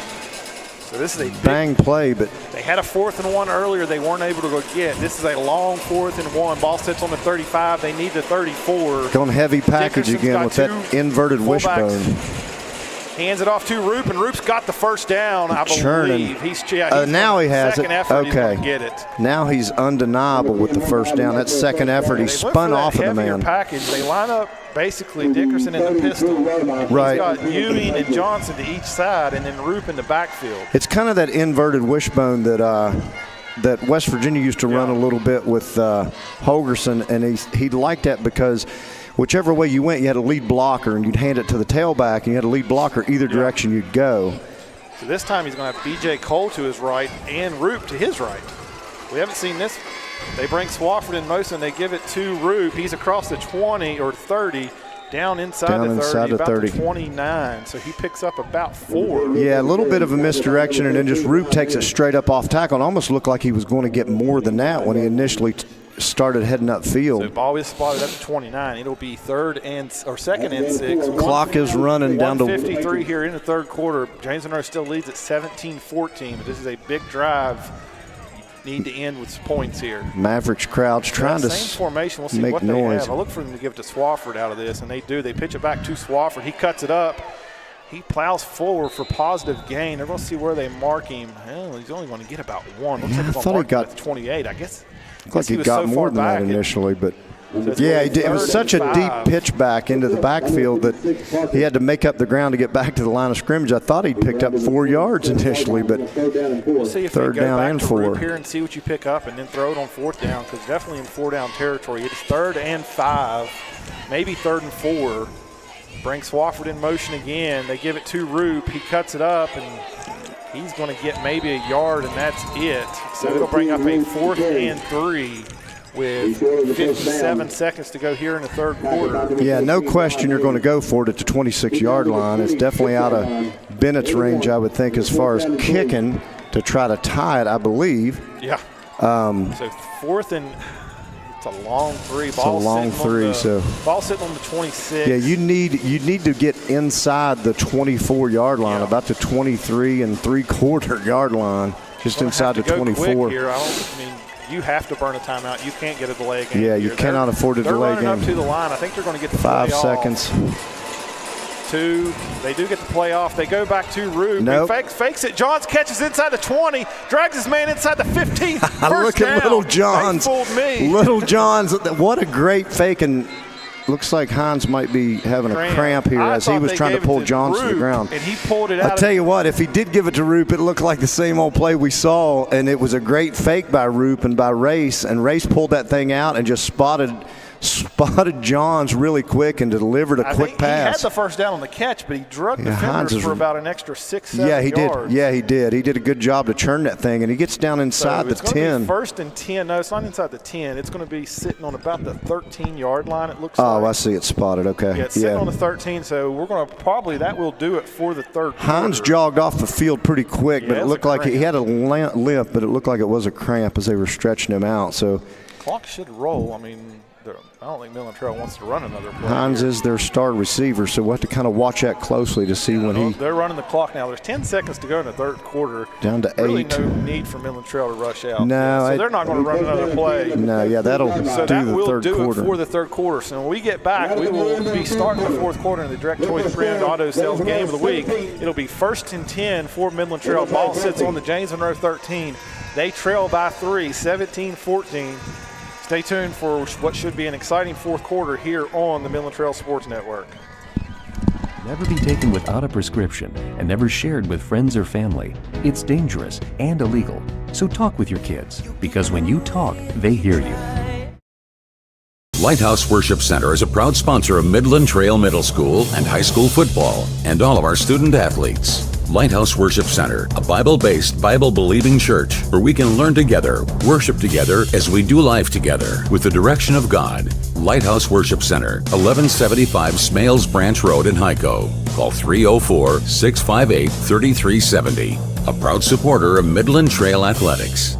Southern Sons Demolition and Lawn is a proud sponsor of the Midland Trail Patriots. Southern Sons offer a variety of outdoor services such as excavation, lawn care and landscaping, tree removal, material deliveries such as mulch, stone, sand, and more. Serving Fayette, Nicholas, and Raleigh counties. Licensed and insured. Choose Southern Sons to bring out the potential for your outdoor oasis. Give us a call at 304-575-0050 or 304-658-8182. Be sure to like us on Facebook. Southern Sons, a proud supporter of your Midland Trail Patriots.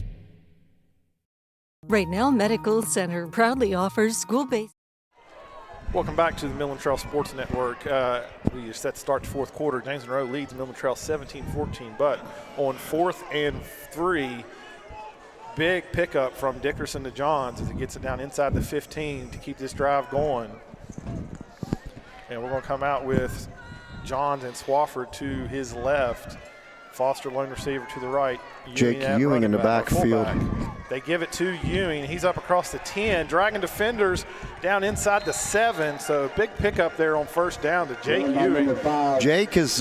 Jake runs like he plays defense. He runs hard and strong and looks to deliver a hit. So he picks up about 6 there on first down. Looks like they're going a little bit of tempo here. So it'll be 2nd and 4. This is that inverted wishbone.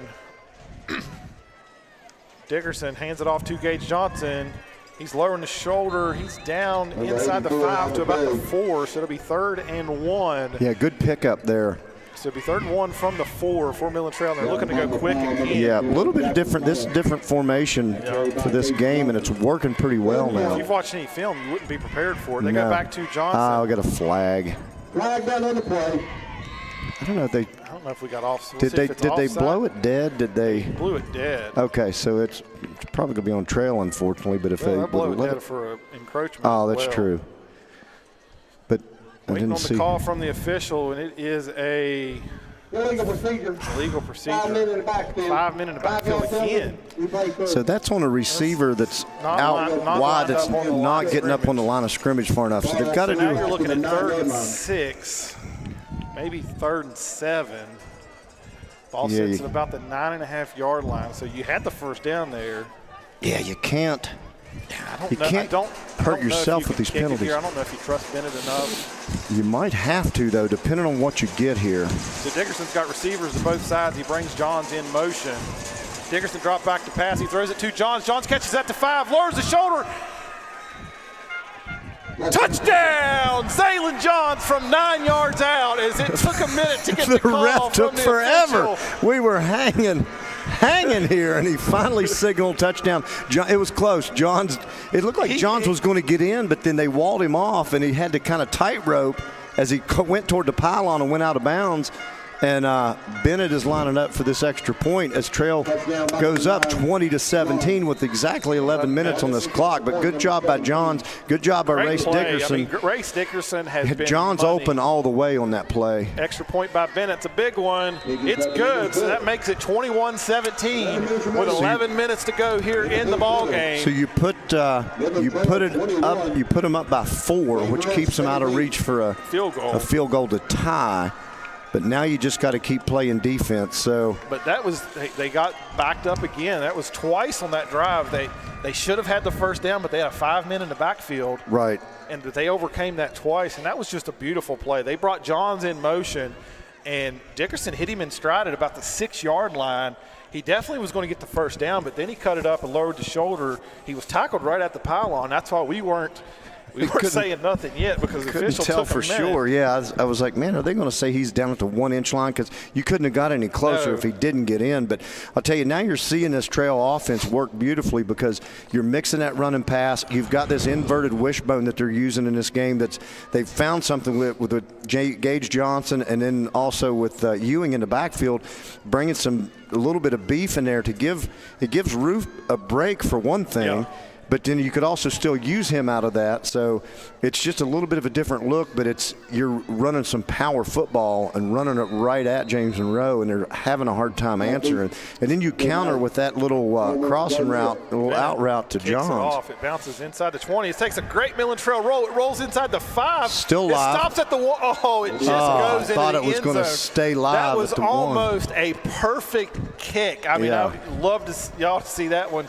As that was a very brave by Comer to let that roll, because if that stops the 1, he's either got to pick it up. He's got to do something with it, yeah. So he was heads up by watching it, but I think he must have felt pretty good that it had enough steam that it was going to roll in there. Yeah, but nonetheless, if the grass that's a was great any longer, it would have stopped. It turns into stopped. a touchback. James Monroe will start at their own 20. Like I said, exactly 11 minutes on the clock here in the fourth quarter. Midland Trail leads by 4, 21-17.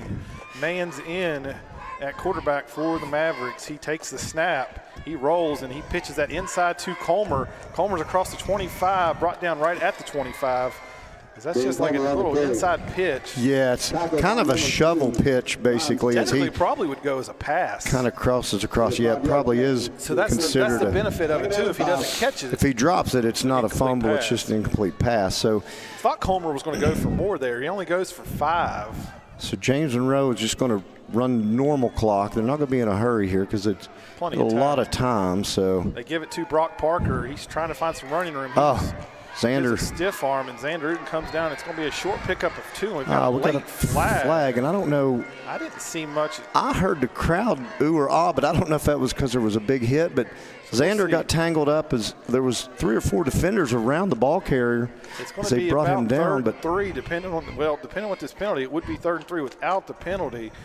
Waiting on the call. I don't see any emotion from either team. No, I think there's confusion and nobody knows what it's going to be called. Is it a holding maybe because they're trying to get it a spot foul to see? It could be. I mean, I don't know what else it would be. I didn't see anything after the play that. It is on James Monroe. They're signaling the trail, because it is on James Monroe. So that's the good news. I don't know if it almost was after the play it came. It was a late flag. I think that's why it was confusing to us because we thought it was something on the tackle as opposed to where the spot's going to be.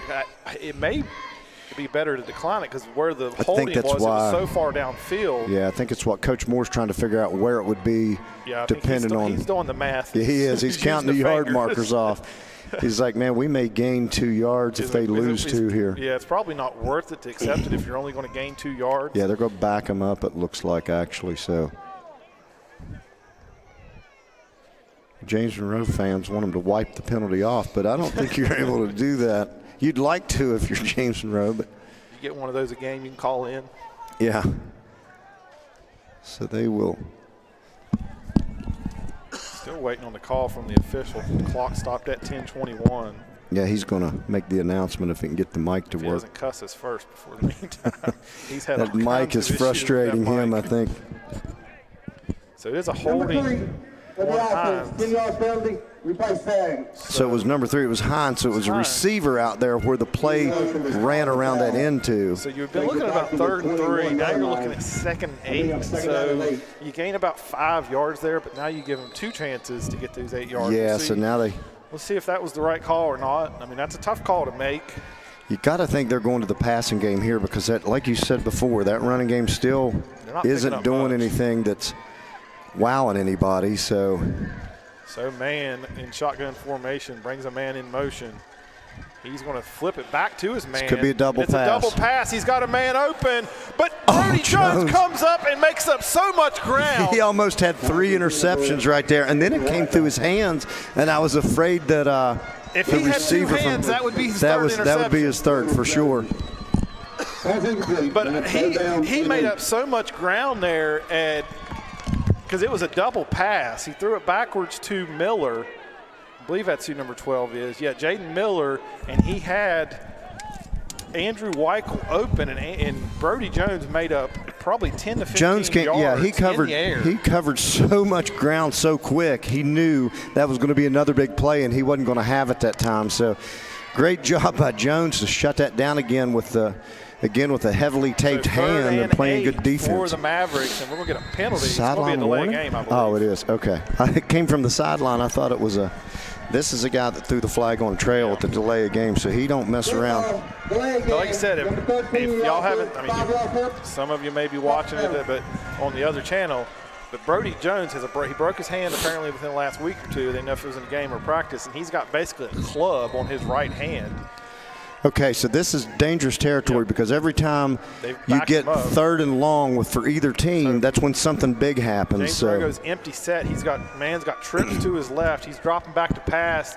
He throws it across the middle. He's got Hines open. Hines makes a great catch for the first down across the 45. And I don't know what else you do there. He's a 6'5". And we got a man injured on that play. Swafford had been covering him the whole time.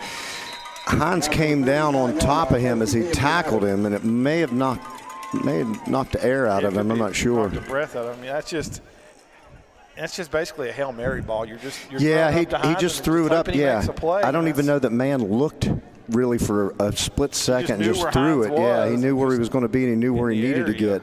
They got it right at the 50-yard line. So like we said, 3rd and long is usually when something big happens because they're just throwing it up there.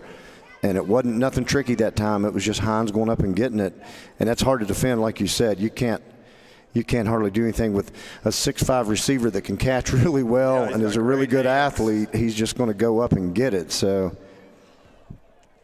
tough break for Trail's defense because you had them behind the chains where you wanted them and deep in their own territory. But you had them 3rd and long, so we're currently ball sits at the James Monroe 49. Good news that I believe he may have got Swafford's coming up. Yeah, I think because they both came down on top of each other, and Hines was on top of Swafford, so I figure it probably was knocking the wind out of him. Here, 9:45 to go here in the 4th quarter. Midland Trail leads 21-17. James Monroe just picks up the first down on 3rd and long. Gets it out to the 49, so they're sitting on their own 49 here, 1st and 10. This is where you're a little bit dangerous is now you've got Swafford out of the game. You've got John Neal on Hines, and we'll see if they quickly – it looks like they're going to bring Jet Ford over top maybe for some safety help. Yeah, and they're going to pitch it back to Parker. There's a flag. Is that a hold? Yeah, Xander Uten got tackled. Okay. Parker runs out of bounds after a pickup of about 3, but that's going to be a holding as Xander Uten just got tackled in the backfield. And I'm guessing we're going to hear some unpleasantries from James Monroe. They want him to wipe it off. Yeah, that you can't tackle a guy. That was pretty blatant. Xander is he's no stranger to getting held because. Okay, so that he picked up about 4 there. It would have been about 2nd and 6. I was going to say that now it's 1st and 20. Yeah, so that when a 10-yard penalty kicks in like that, and it's at the line of scrimmage, that can be a drive killer sometimes. So, but as we've seen in this game, that just means you're going to have a big play coming. You got Hines over there, and now we're going to get a James Monroe timeout. So 9:32 to go. Ball is back to the James Monroe 39. Yeah, if you're first time out. If you're Trail, this is a huge drive for you. If you're for your defense, if you can get any kind of stop here and get your offense the ball back, you can take some more time off the clock, and you would love to get another score. Then you can kind of almost put it out of reach. You think? I mean, their big play strike ability kind of hurts as far as them, James Monroe being able to make up ground quick, but you right can really put the pressure on. Defensively, I'm double covering Hines. I mean, I'm going to make somebody else beat you right now because it's been all Hines in this set. That way, if it is overthrown or underthrown, you got a better chance of picking the thing off or knocking it down at least. So I'm going to bring. You're going to have to bring some safety help over because he's beating everybody. And you're not. Right and it's not that man is standing back there and has time. He just gets a deep drop out of the shotgun. Yeah, he backs up. He drops 10 to 15 yards. And then he flings it because he knows he's just going to throw it hard and heave it, and then Hines is going to go get it. So yeah, that's really why Midland Trail hasn't been able to get any pressure is because he drops back. He just immediately takes the snap and drops back 10 to 15 yards and chucks it. He's got a great arm, so he's like, this buys me time. Pretty much takes the sack out of the equation. Right. So you've got. They're negating that. Trying to see who they Trail's are double. rush. See, they are double covered. Yeah. They are double they got a high-low. They're going to make somebody else beat you, and he's got a man wide open. Comer. He gets it across midfield. Comer just kind of slipped out of the backfield there and was open in the flats. The penalty yards and more. He gets it across midfield. Didn't get a first down, but they pick up a huge chunk, and now it brings up second. So they're basically, they've got man coverage. They got Jake Ewing basically checking Hines at the line, and then they got safety help over the top. Man throws it over. Same play. Comes open, and he's going to be close. I think he's going to be about a half yard short of the first down. He is going to be a yard short, so it's going to be 3rd and 1. Yeah, they're just bringing Comer across the middle of the field. Nobody's recognizing him. Last night against Pittsburgh. Yeah, it was basically unstoppable. Yeah. The only thing would be if man was like 40-year-old quarterback throwing it to him like Flacco was, but I don't know. There's no need to measure this. He's clearly a yard short. Yeah, I don't think that's what it is. 42, and you need. They are going to measure it. I could see from here it's a yard. What are we doing? No, it's definitely 2 footballs short, but nonetheless, it'll still give both teams a chance. Free timeout. Free timeout is not even close. The ball is sitting on the 42, and he needs the 41. This could be a blessing in disguise as long as this doesn't become a first down. He doesn't have the first down and ain't even stretch the chains out yet. I mean, that's a yard short. He might want. They may want to move it back now. Okay, so that may have been this may be a blessing in measurement that I've ever seen. Maybe a blessing in disguise for Trail's defense. It gives them a chance to say, "Hey, we got to cover Comer, and here's how we're going to do it." Because I don't know that they won't go to that again because I think they can get even if they have a defender right on him, you're going to knock the ball down. Bring Comer off the field. Now he's running back on the field. There's some confusion with the Mavericks. 19 seconds. They're going to go under center. Under center here. Might be a drop back.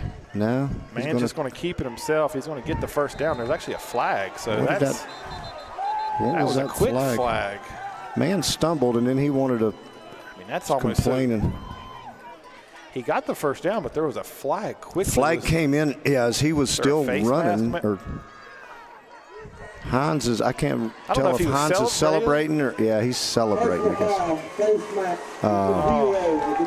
That's a face mask. Face mask on Midland Trail, so that's a tough one. Now the ball's going to be about the 25-yard line. 8:54 to go here in the fourth quarter. It'll be 1st and 10 Mavericks.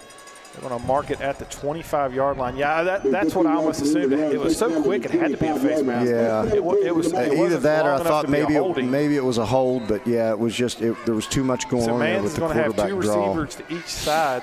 James Monroe overcomes the holding penalty, the 1st and 20.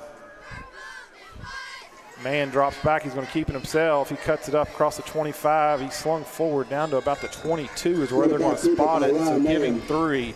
Be 2nd and 7, 8:34 to go here in the fourth quarter. So that's just a design draw the whole way. Yeah, if your Trail's defense, you want to bend, you're bending, but you don't want to break here and give up a touchdown. Swafford is back in the game, so they going back to that single coverage with Swafford. I'm still not against double coverage even with Swafford in there. Field goal does them no good because they're down 21-17, so they're looking for the end zone all the way. So Mann in the backfield with Miller to his left.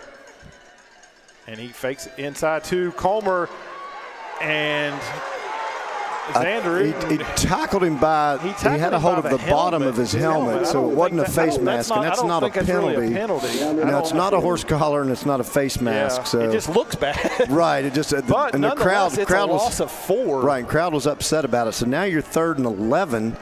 So this is where big things happen. So remember, this is where they strike big. So they're probably going to look for Hines here because he's their go-to. 3rd and 11. James Monroe ball at their Midland Trail 26. Got trips out there, so you can't really give too much help. And there's Mann, drops back. He does under pressure, but he makes a man miss. He rolls out. He throws it up. He's got Hines open. And good defense by Jameson Swafford, knocks it away at the last second. Great defense by Swafford.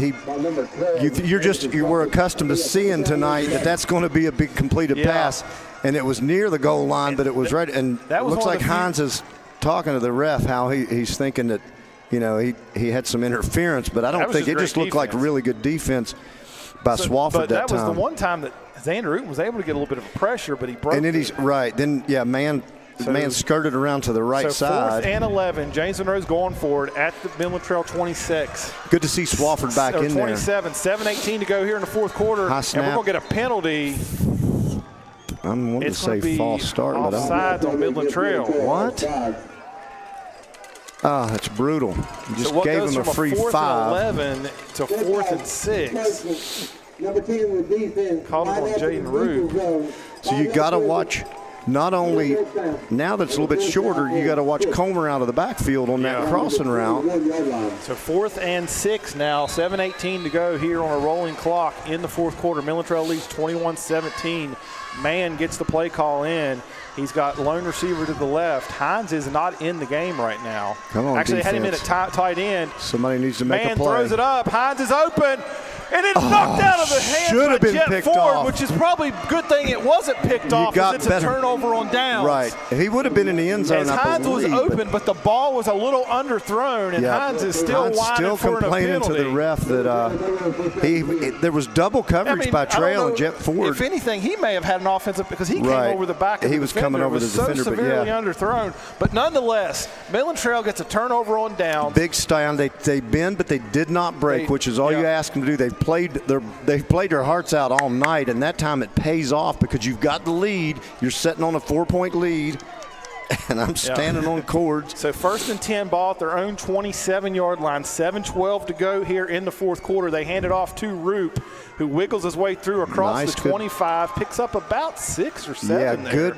Actually, the ball wasn't on their. It was on their own 22 after 21. Good positive run by. It was on the 21. 27. So that's a 6-yard pickup by Roop. That's more like it for Roop. Really, that's a great first down pickup. Right now, you want to run that clock. You can't run the clock enough. James Monroe has what, 2 timeouts? They have 2 timeouts. I mean, 2 or 3 first downs here, and you could run 5. You can run this clock off. You can do some big time damage with this clock with a couple of first downs. So just keep these chains moving. Take care of the ball first and foremost. We'll call it 2nd and 4 is Dickerson just looking at the clock. Everybody's ganging the line of scrimmage. They will not. Give it to.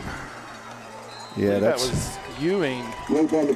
He picks up about maybe a half a yard there. So now you got to pick up first down here on 3rd down. It's going to be about 3rd and 4. Clock's going to be under 6 minutes. So now you're in jeopardy after that quick stop. You're giving it right back to right. James Monroe. And if you're Trail, do you do something? Do you do something crazy here and throw it? Because if James Monroe, I mean, they had everybody within 4 yards of the line of scrimmage that time. So Johns and Johnson are both out of the game right now, and that's 2 of your weapons at receiver. They spread them out. Just going to. Well, you got 5 seconds on the play clock here. 4, 3.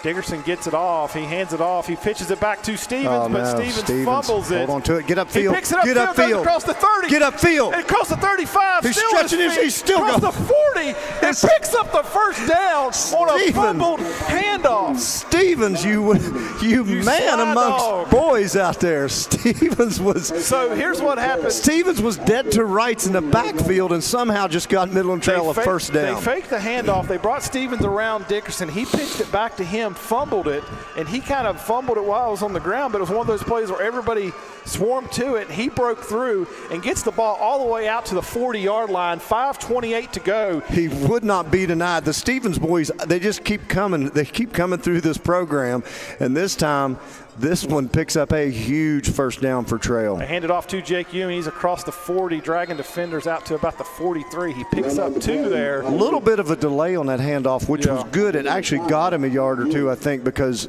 the Mavericks are charging upfield so hard, ganging that line of scrimmage. But can't say enough about Stevens. And then they grabbed a hold of his shirt. And he was still dragging as they were pulling him down by his shirt. And it was like the old tearaway jersey. Yeah. And and I thought at one point I was like, well, he might score a touchdown because it looked like he was going to get loose. But so clock is now 4:45. You got 15 seconds on the play clock. It is 2nd and 8. Ball is on their own 43 right now. Run that clock. Another first down right now. You're going to probably start making them use timeouts. Busted play. Busted play. Dickerson keeps it himself. He's across the 50, down to the 40, 35, 30, 25, 20, 15, 10, 5, end zone. Race Dickerson. Was that a called play or was that a busted play that just went for 57 yards. No flags. And it has silenced the Maverick crowd just like that. Oh, my goodness. Race was basically in a race. It was a busted play, and he just and it turned into being a quarterback sweep around the left side, and that will send nobody. The Maverick fans for the exit. Nobody was catching it. 4:27 to go. Midland Trail takes the 27-17 lead on a 57-yard run by Race Dickerson. The only bad part is you might have scored with too much time on the clock because you're going to give them extra point is good. A good from chance, Dakota but you'll take it because your defense is playing lights out right now. So, Race Dickerson, hello. That was all set up by the Stevens first down run, which was incredible. And in Race, off to the races with his best run of the season, obviously. I don't know if they knew Race Dickerson had that speed. That needs to be a called play from now on. Just quarterback sweep to the left and take it to the house. So Midland Trail takes the lead 28-17 with 4:27 to go here in the ball game. And this Maverick crowd has been silenced, and they are heading for the exit. Midland Trail is looking for their first win over James Monroe in 25 years. That will move them to 6-1 and sitting in prime position. So something these Maverick fans haven't seen in a long time is Midland Trail ahead on the scoreboard. So, but like we say, there's still a lot of time. 4:27. You do have an 11. You do have I'm not good at math, but it looks like you've got a 11-point lead, and you need to You need to get a good kick here, cover this thing up on the kickoff team, and then just play some more good defense and make them run that clock. So Bennett's going to kick off from his own 40. He boots it deep. It's going to be taken at about the 17-yard line back homer. He's looking for some running room, and he's gets it across the 25 out to about the 29. I thought the ball came out for a second, but I guess that was just players reacting to the tackle. But all right, so yeah, you're right. It's the Maverick crowd. They're not emptying out yet, but some of the faithful are disgusted at what they're seeing. But you hope that might have broke their will with Race taking that one to the house. But 4:22 left to set it up here. Trail sitting on a 28-17 lead. Yeah, James Monroe, a little bit of a prevent defense. You don't want to give up the big play here with so much time still on the clock. Yeah, you can't give something up quick. One of those big ones. Quick pass out to Gardenier, and Ryan Stevens makes a great tackle in the open field as he gets across the 30 down to. And if your Trail just get lined up, spot him all the way at the 36. So second down and 4. Second and 4. Clock rolls under 4 minutes. It is at 4:02 right now. Man, looking for the play, and he gets the snap off 3:58, and he's going to pitch it back into Gardenier, and he breaks the tackle. Trail had him in the backfield and he got loose. But great tackle by Jamison Swafford. He gets across the 45. Ball sitting at the James Monroe 46. James Monroe obviously in a hurry up, but James Monroe, you can tell their offensive linemen aren't moving real super fast because you can tell they've been in a ball game, and Trail's put that physicality to test with them, and they've been taking it to them here. So clock rolls under 3 minutes and 46 seconds. Mavericks taking their time to get to play to get the ball snapped. Down to 10 seconds. I don't know if he must be calling the play as they're up there, but quick pass out to Gardenier. He's open. He's across the 45, and he's going to get out of bounds. Yeah, he ends up out of bounds, which is not good for Trail because it's going to stop the clock at 3:32. Yeah, they still got those 2 timeouts in their back pocket. They're going to scrimmage him. They're going to spot him down at the 30. He makes it down to the 37, 38-yard line. Yeah, it's almost, you're playing in a prevent, but it's almost too much of a prevent. Right. You're giving up chunk plays. They're giving up the underneath pass, and it's turning into some pretty big chunks. So you got to let him get out of bounds there, which was huge. Yeah, you got to keep him in bounds and let that clock run. So he brings Colmer in motion. He drops back. Man drops back. He's looking for Hines. He throws it up to Hines. Trail's got good defense, but Hines catches it at the 5-yard line. Oh, they dropped the ball. Dropped the ball. Ball comes out. Midland Trail's got it. Midland Trail football inside the 5-yard line as Hines turns it over after a great catch. And he can't believe it. And he is still running his mouth, but he can keep running it because he's down 28-17 and just turned it over inside the 5. We will cheer for Hines in a couple years when he's playing baseball at WVU. But right now, the only thing good about Hines is their catch-up. But right now, Trail with a great defensive play. They had great defensive coverage, but Hines just made an excellent play and came down with it. He was double covered. I couldn't tell who. If that was Ewing. Somebody ripped it loose as he was coming down, and the refs did a good job to spot it. So with 3:25, Midland Trail takes over ball at their own 4. You got to get this out of your own end zone. You got to get it away from the goal line. Another busted play. Ewing gives it to Roop. Roop's going to pick up Roop 2. Or Gage? It's Roop. Okay, yeah, Gage is out here. So we'll see if James Monroe elects to use their timeouts. They don't. Got a man down, but he's up. Timeout on the field taken by James Monroe. Okay, so James Monroe's going to talk it over and stop the clock with 3:15. Trail's going to be scrimmaging, the 2-yard line, trying to drive out of there. 3:15 to go. Yeah, so James Monroe heaves this deep pass. Hines comes up with it. It gets taken away by Trail, and they land inside the 5. And as he's going to the ground, they just rip it out. And then it actually ends up in, I don't think it ever went, did it go to the ground? I don't know. Become a fumble, or did he just take it from him? Not sure if it goes down as an interception or a fumble and a fumble recovery. Things were about to get a little sketchy there because, they're set up. If he don't fall in the end zone, they're set up to score. About the 3 with 3:15 to go, and you still had those 2 timeouts. But now, and they were going to be looking at kicking an onside kick. So yeah, if anything, you're going to be able to. If you don't pick up a first down here, and so this is one of the James Monroe's timeout situation. They've got one timeout, one left. Okay. So it'll be second and about 12. This is where we wish we had the scoreboard and the clock to show you, but I broke that somehow by tripping on the cord or hitting the cord. But To set the scene is 3:15 left in the fourth quarter. Trail with a 28-17 lead. They're going to scrimmage from the 2-yard line. Yeah, I'll probably just turn around and give it off to Johnson or Ewing and just let them try to pick up a few yards. Quarterback sneak it. Ball's on the ground. What? Ball's on the ground. Ball was fumbled on the handoff. We still don't have. I don't know if. No, they're going. It's Trail's ball. They're giving it to James Monroe.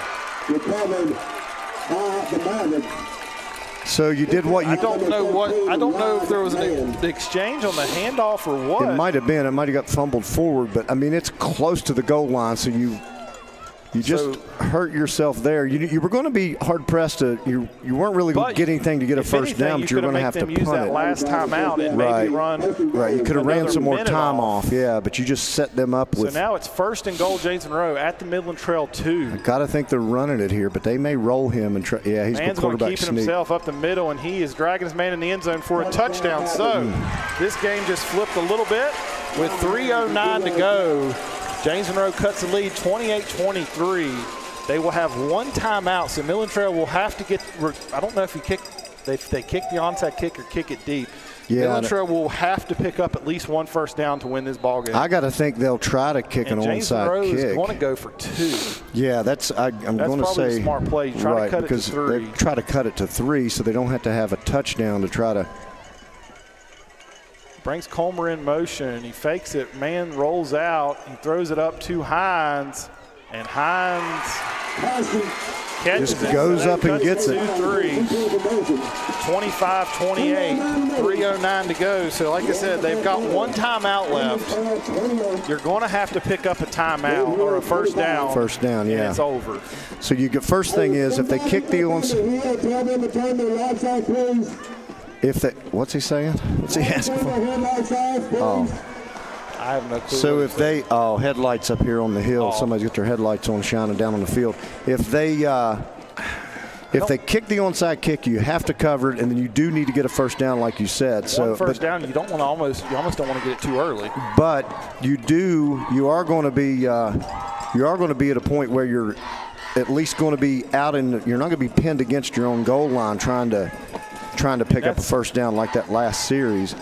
One thing about if you could have, I wouldn't mind the fumble on 3rd down. If you'd have got it on 2nd down and made him use that, if you got that 2nd down, made him use that. Somebody please tell them to turn their headlights off, please. You'd made him use that 3rd time out there. Somebody please turn their lights off. Thank you. I don't know if the word's getting to him up there to turn it. Now they got him, I guess. So we'll see if they elect the onside kick or not. 3:09 to go. James Monroe has cut the lead to 3 after a fumble inside the 5. So back-to-back fumbles, basically. 2 out of 3 plays were fumbles. 2 out of between James Monroe and Trail, between the both of them, yeah. So what had been a pretty clean game started getting a little bit sloppy, but so you got to be careful too, kicking it deep and then run back there and get it. It is onside. Got to get on it.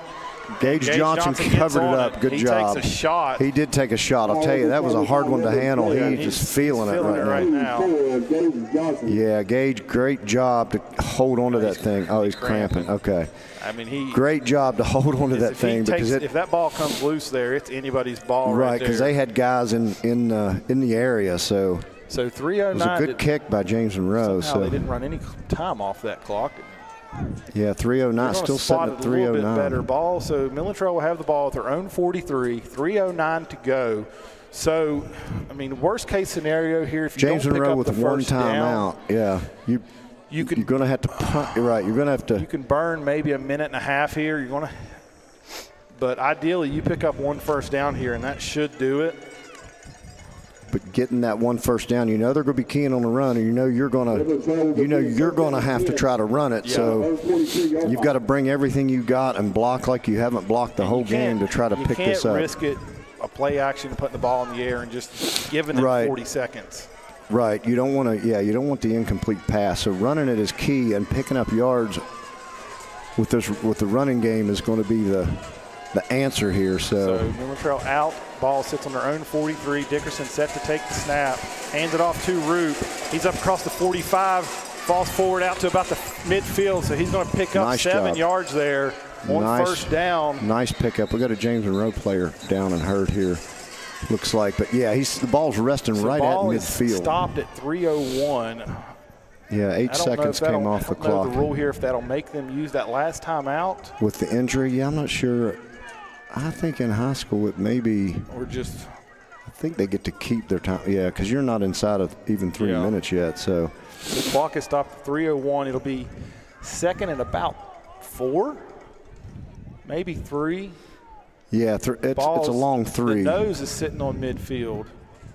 Yeah, it's actually 3. So second down, 3 yards. Great pickup by Roop and good job by the offensive line as they tend to this injured James Monroe player who kind of was out in front of the play a little bit as he went down to the ground. And I don't know what you're yelling at the officials. They didn't do nothing. Nah, I think they're maybe thinking they're trying to give Trail the game maybe. But they've had some. I mean, most of these calls that we've seen have been pretty good. I mean, hadn't been penalty fest, but like we've seen in the past. The penalties they've called, I mean, they've not been questionable. I mean, they've been the right calls. Some of them been pretty big, but yeah, like I said, they've been a lot of personal fouls, kids talking. So nothing really questionable there. As the James Monroe player is still down as they tend to him. Actually, they're going to call for the ambulance. Don't know the severity of it, but they are calling for the ambulance here with 3:01 to go. Yeah, it's a shame to see because it was, for the most part, you had both teams, other than some cramps and some stuff that, other than Nick Workman, folks had came back in the game from injury so far. Most of the injuries we saw were cramps and the wind knocked out of them. Yeah, I couldn't see what happened here on this. It was just a straight ahead run play, but and then now they're calling off the they're calling it off? Ambulance or the cart. Yeah, I think we're going to be able to get them up maybe is what they're looking at possibly, but James Monroe players and cheerleaders have gathered around for a prayer. So I'm not, like I said, I'm not really sure what happened there. I don't even know who the injured player is. Yeah, I couldn't see a number at all.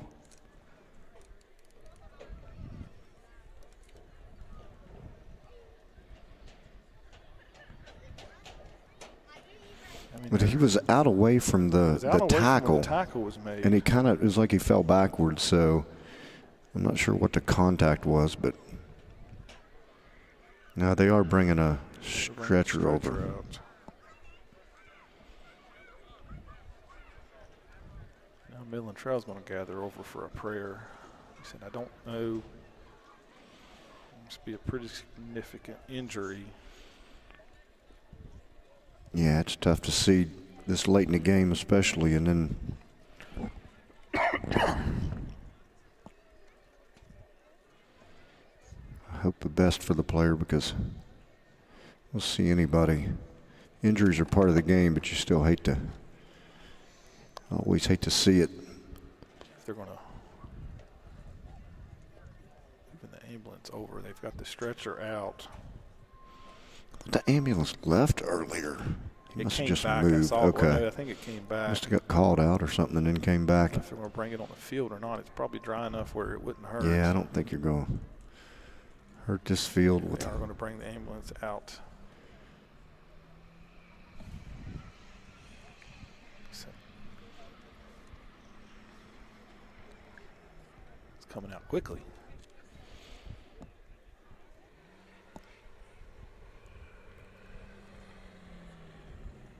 Tried to avoid driving across much of the field. Yeah, they use the end zone and the sidelines. So.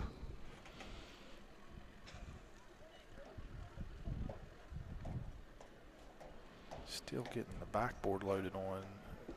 Trying to get the backboard onto the player, so.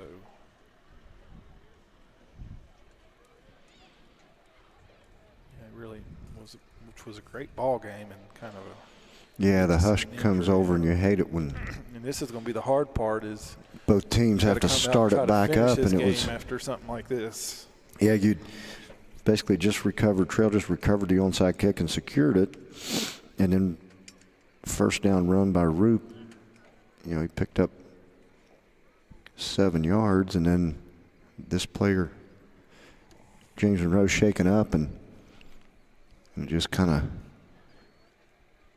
changes the whole dynamic and puts things in perspective for you, that you just remember that it is a game only. Taking the shoulder pads off, so I'm not even going to be able to tell, to get a number on who that was.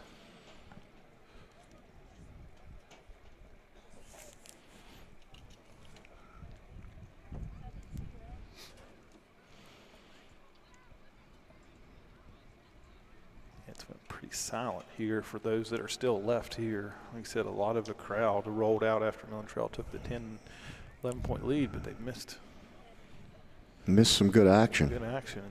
Unfortunately, we have an injury right now.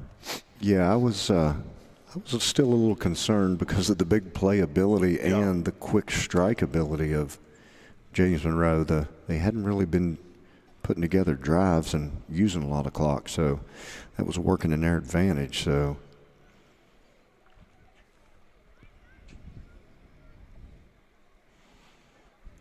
imagine, they're still working on, I think they're bringing a neck brace over.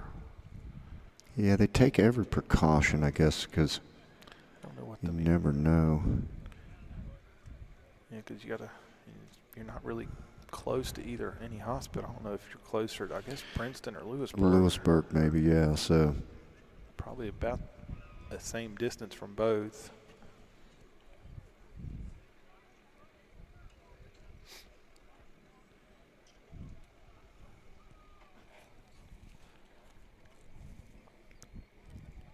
They're still getting him situated on the backboard. Haven't loaded him yet on the gurney.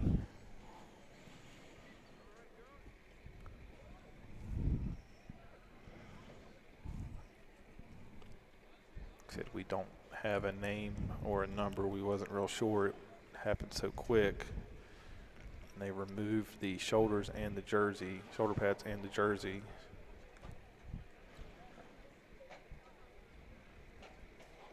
Yeah, medical staff, the training staff was out there quick. Like, they responded pretty fast. He said it wasn't, I don't know what happened. It wasn't at where the play was made, the tackle was made. It was away from it. Right, it was out in front of the play. So I don't know if he was being blocked, and he kind of landed on his side. So, it was hard to tell what number it was from the get-go, but the EMS and the athletic trainers are taking all precautions here, trying to make sure everything's done correctly. Yeah, you got Trails training staff out there assisting, it looks like, and they'll lift him up now. They do get him onto the gurney. Yeah.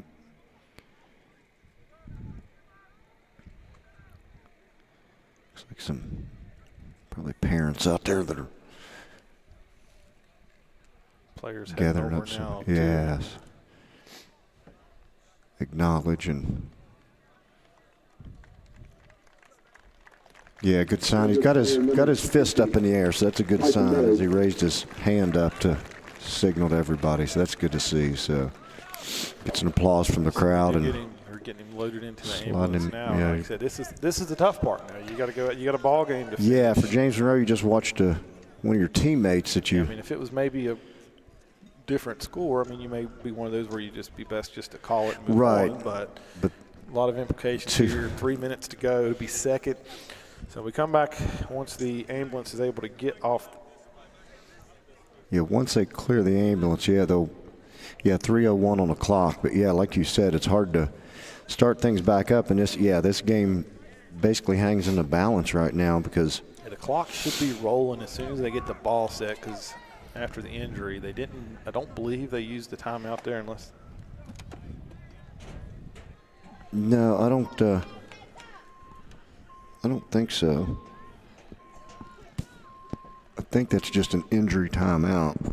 Officials timeout for an injury because we were outside of 3 minutes and Yeah, I would think they would snap the ball, or they would start the clock once the teams are back on the field. Still getting off the field. Teams are back on the field now, but they're still waiting on the ambulance to clear. So the ball sits right about just the tip of the ball is touching midfield. They need the 47 of the Mavericks for the first down. So it'll be 2nd and 3. So if you're Trail, you've got this 3-point lead. It's 25. So Midland Trail's leading 28-25. 3:01 to go. Ball sits near midfield. It's 2nd and 3. James Monroe still has 1 timeout left. The clock, once they get back to play here, should start on the ref's whistle. It should be a 25. Imagine a 25-second play clock.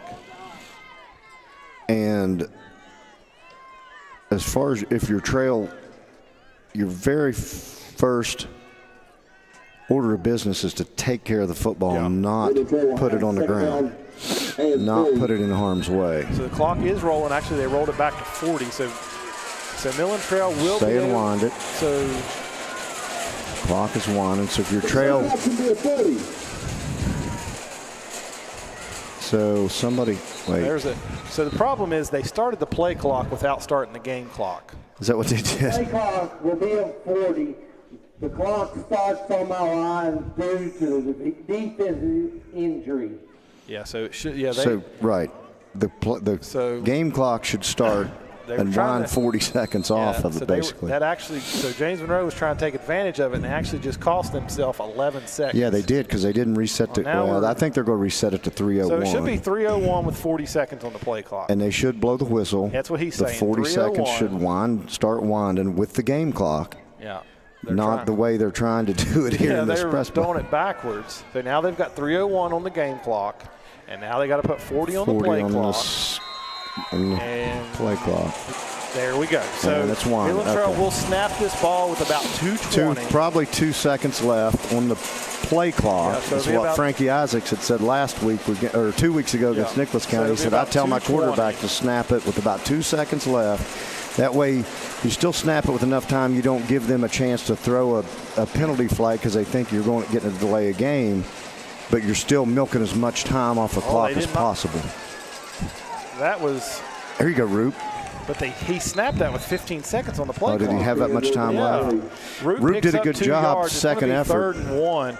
But yeah, there's the issue there is he snapped that with 15 seconds on the play clock. I don't know if maybe they were trying to catch him off guard, but nonetheless, it's 3rd and a long one. So 26 seconds left on the play clock. You got to let it wind down. Yeah, you can let this get under 2 minutes. So here's the thing. You don't pick up this first down. James Monroe's going to call that timeout, and they have a chance to get the ball back with about 1:40. This is a huge 3rd down. You got to get this. I don't know if you can go for it, because if you don't get it. I know. If you get it, it's game over. But if you don't get it. If you don't get it, you've got a big decision to make. Pick up this first down. Dickerson hands it off to Roop.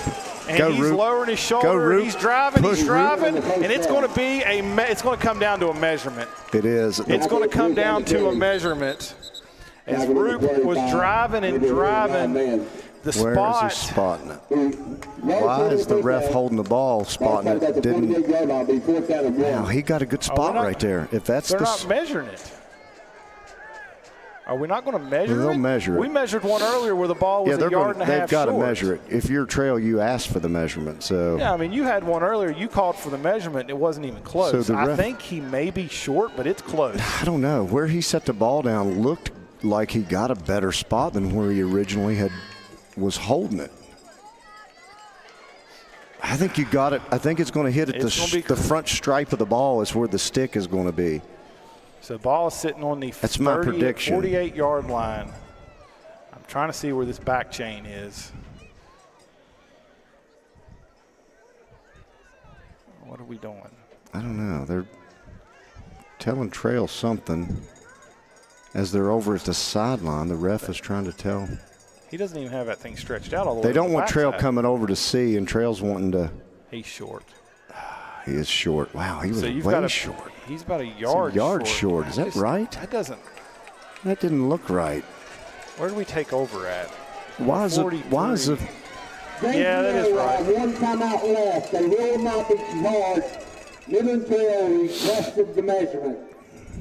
I think if you're Trail, you go for this. Because So- what's the difference? I mean, you don't take a chance punting. You got one blocked James earlier. Monroe didn't use their timeout, or is the measurement doesn't stop the clock, does it? They're rolling the clock. So, and now, what are we doing now? Maybe Trail's taking a timeout. Officials are now walking over towards Midland Trail sideline, and he stops.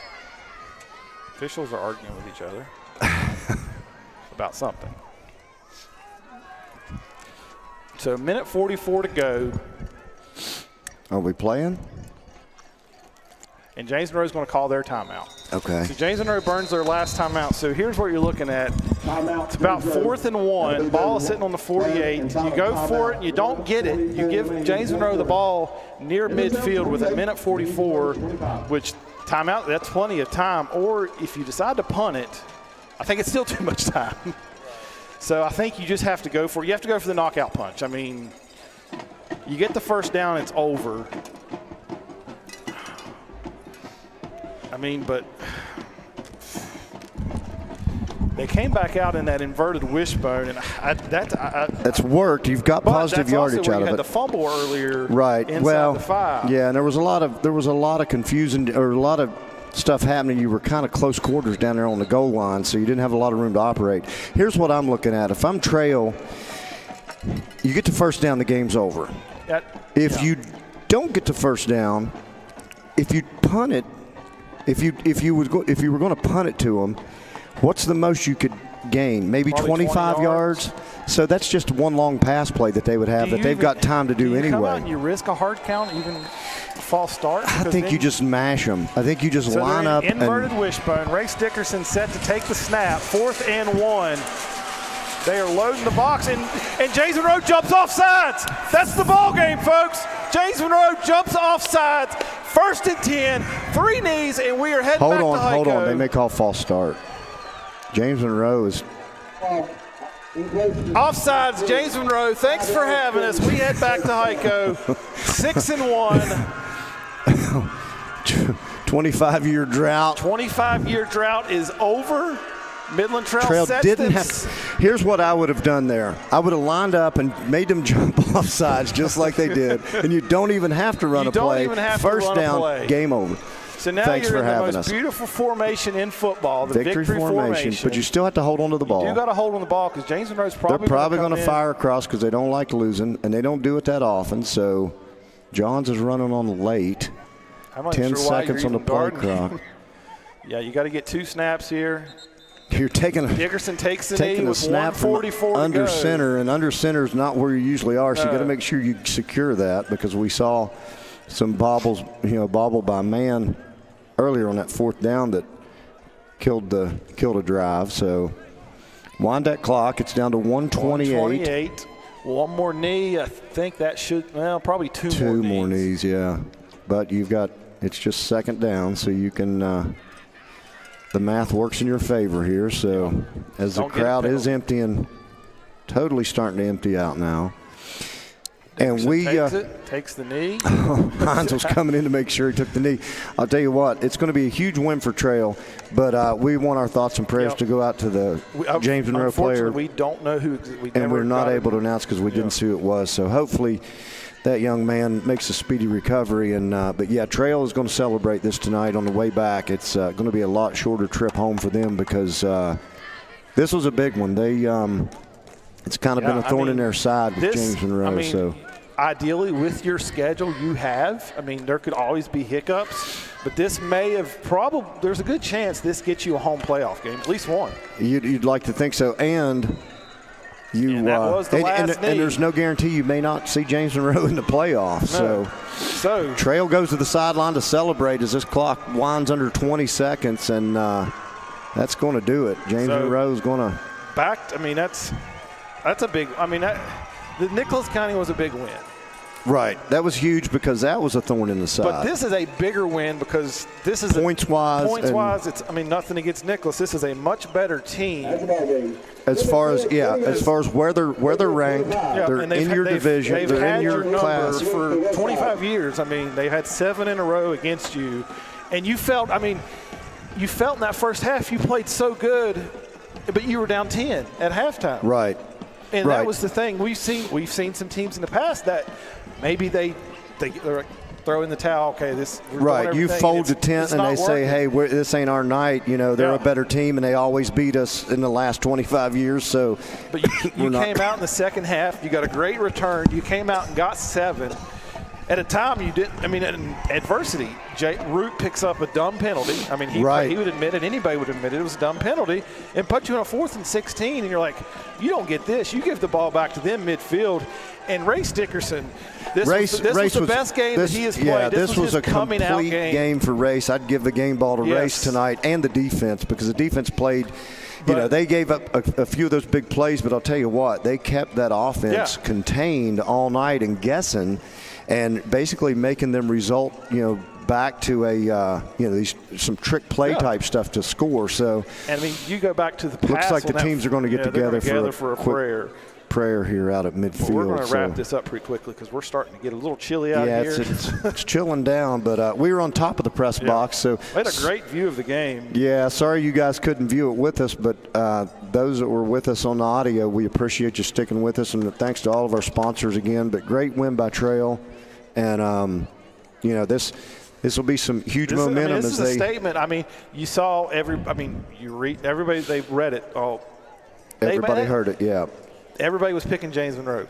Everybody's still picking James Monroe. It's open. I think the Nicholas County game opened a little bit of eyes, but this made it a little bit brighter. Right. Bolder. This definitely sheds more light on Trail. So with every win, it gets harder to win the next week. So Trail's got to can't get complacent. They've got to get focused and get back to it next week. And as they come home, they'll. So like I said, you moved to 6-1.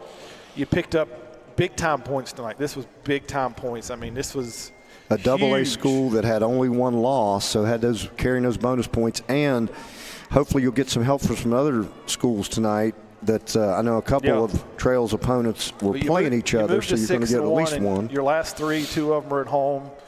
Like I said, I mean, anything can happen, but this is one. It's set up for you right now in a really good spot. In a real good spot. And it's a long time coming. Trail's been kind of, they got themselves in the playoff there a few years ago, but now you're kind of in the driver's seat a little bit. You're kind of the catbird right now, thinking, okay, we can control our own destiny more or less as far as taking care of our business with this schedule, and then being in a really good spot going into the playoffs. So. Appreciate everybody tuning in tonight. We do need to give a shout-out. We haven't done it yet to the golf team. The golf team went up to Wheeling this week and came away with the second team championship in school history besides the chess back in, I believe, 81. Given that, 84, 85? 84, I don't know. 85, 86, so, 84, 85. Stay tuned. We will have Coach Barnhouse next week on the show, and hopefully he's going to have his players with him. We'll have him probably at halftime, maybe before the game. Yeah, those guys were awesome. They represented, and they kind of ran away with it, more or less. I mean, they won by 11 strokes. I mean, and that was Jacob Brown, low medalist in Double-A. I mean, that's didn't get to mention it earlier, but it's a big time, big couple weeks for Midland Trail athletics. Yeah, and then capping it with this win here tonight, and that was huge for the golf team. So congratulations to them. It's just, just a few short years ago. You weren't even saying the word golf at Trail because, you didn't. I was actually on the first golf team at Midland Trail. You were on the first one back in 2006. Was that what held it back for so long? That's probably what it was. That and Noah, that was probably the two. I could see that. But, yeah, this could be the start of a dynasty. I mean, they had no seniors on that team. The 4 that went and played at States were 3 sophomores and 1 junior. So yeah, so that's they could look forward to a few years of reaping some benefits. So great game here tonight, guys. We appreciate everybody that tuned in, and we enjoyed bringing it to you. It's a great setting down here. You chose to listen to us over the actual video feed. We appreciate that. We appreciate all of our sponsors. Rick, enjoy your weekend wherever you may be going. Yeah, Rick skipped out on us because we didn't need him on the camera, but we always miss Rick if he's not here, which isn't very often. So we do need it's the slowest ride I've ever had to the game. Send us a cash app for our post-game celebration. We've already spent all the rest of the money. BW3s, I'm calling in an order right now. Has Rick got a tab open? We did, if you haven't been, first time we visited Dolly's Diner in Princeton. Come to Dolly's Diner, as she says. It was pretty good. It was legit. That was good. So thank you, Rick. Thank you, Rick. Thank you. Thank you, Rick. For Chad and Justin, we will see y'all next week at home as 6-1 Midland Trail Patriots play host to the Liberty Raiders. Good night, everyone. To the Midland Trail Sports Network and your Direct Choice Pre-Owned Auto Sales Game of the Week. Direct Choice Pre-Owned Auto Sales, conveniently located at 4631 Robert C. Byrd Drive in Beckley, West Virginia. Direct Choice Pre-Owned Auto Sales.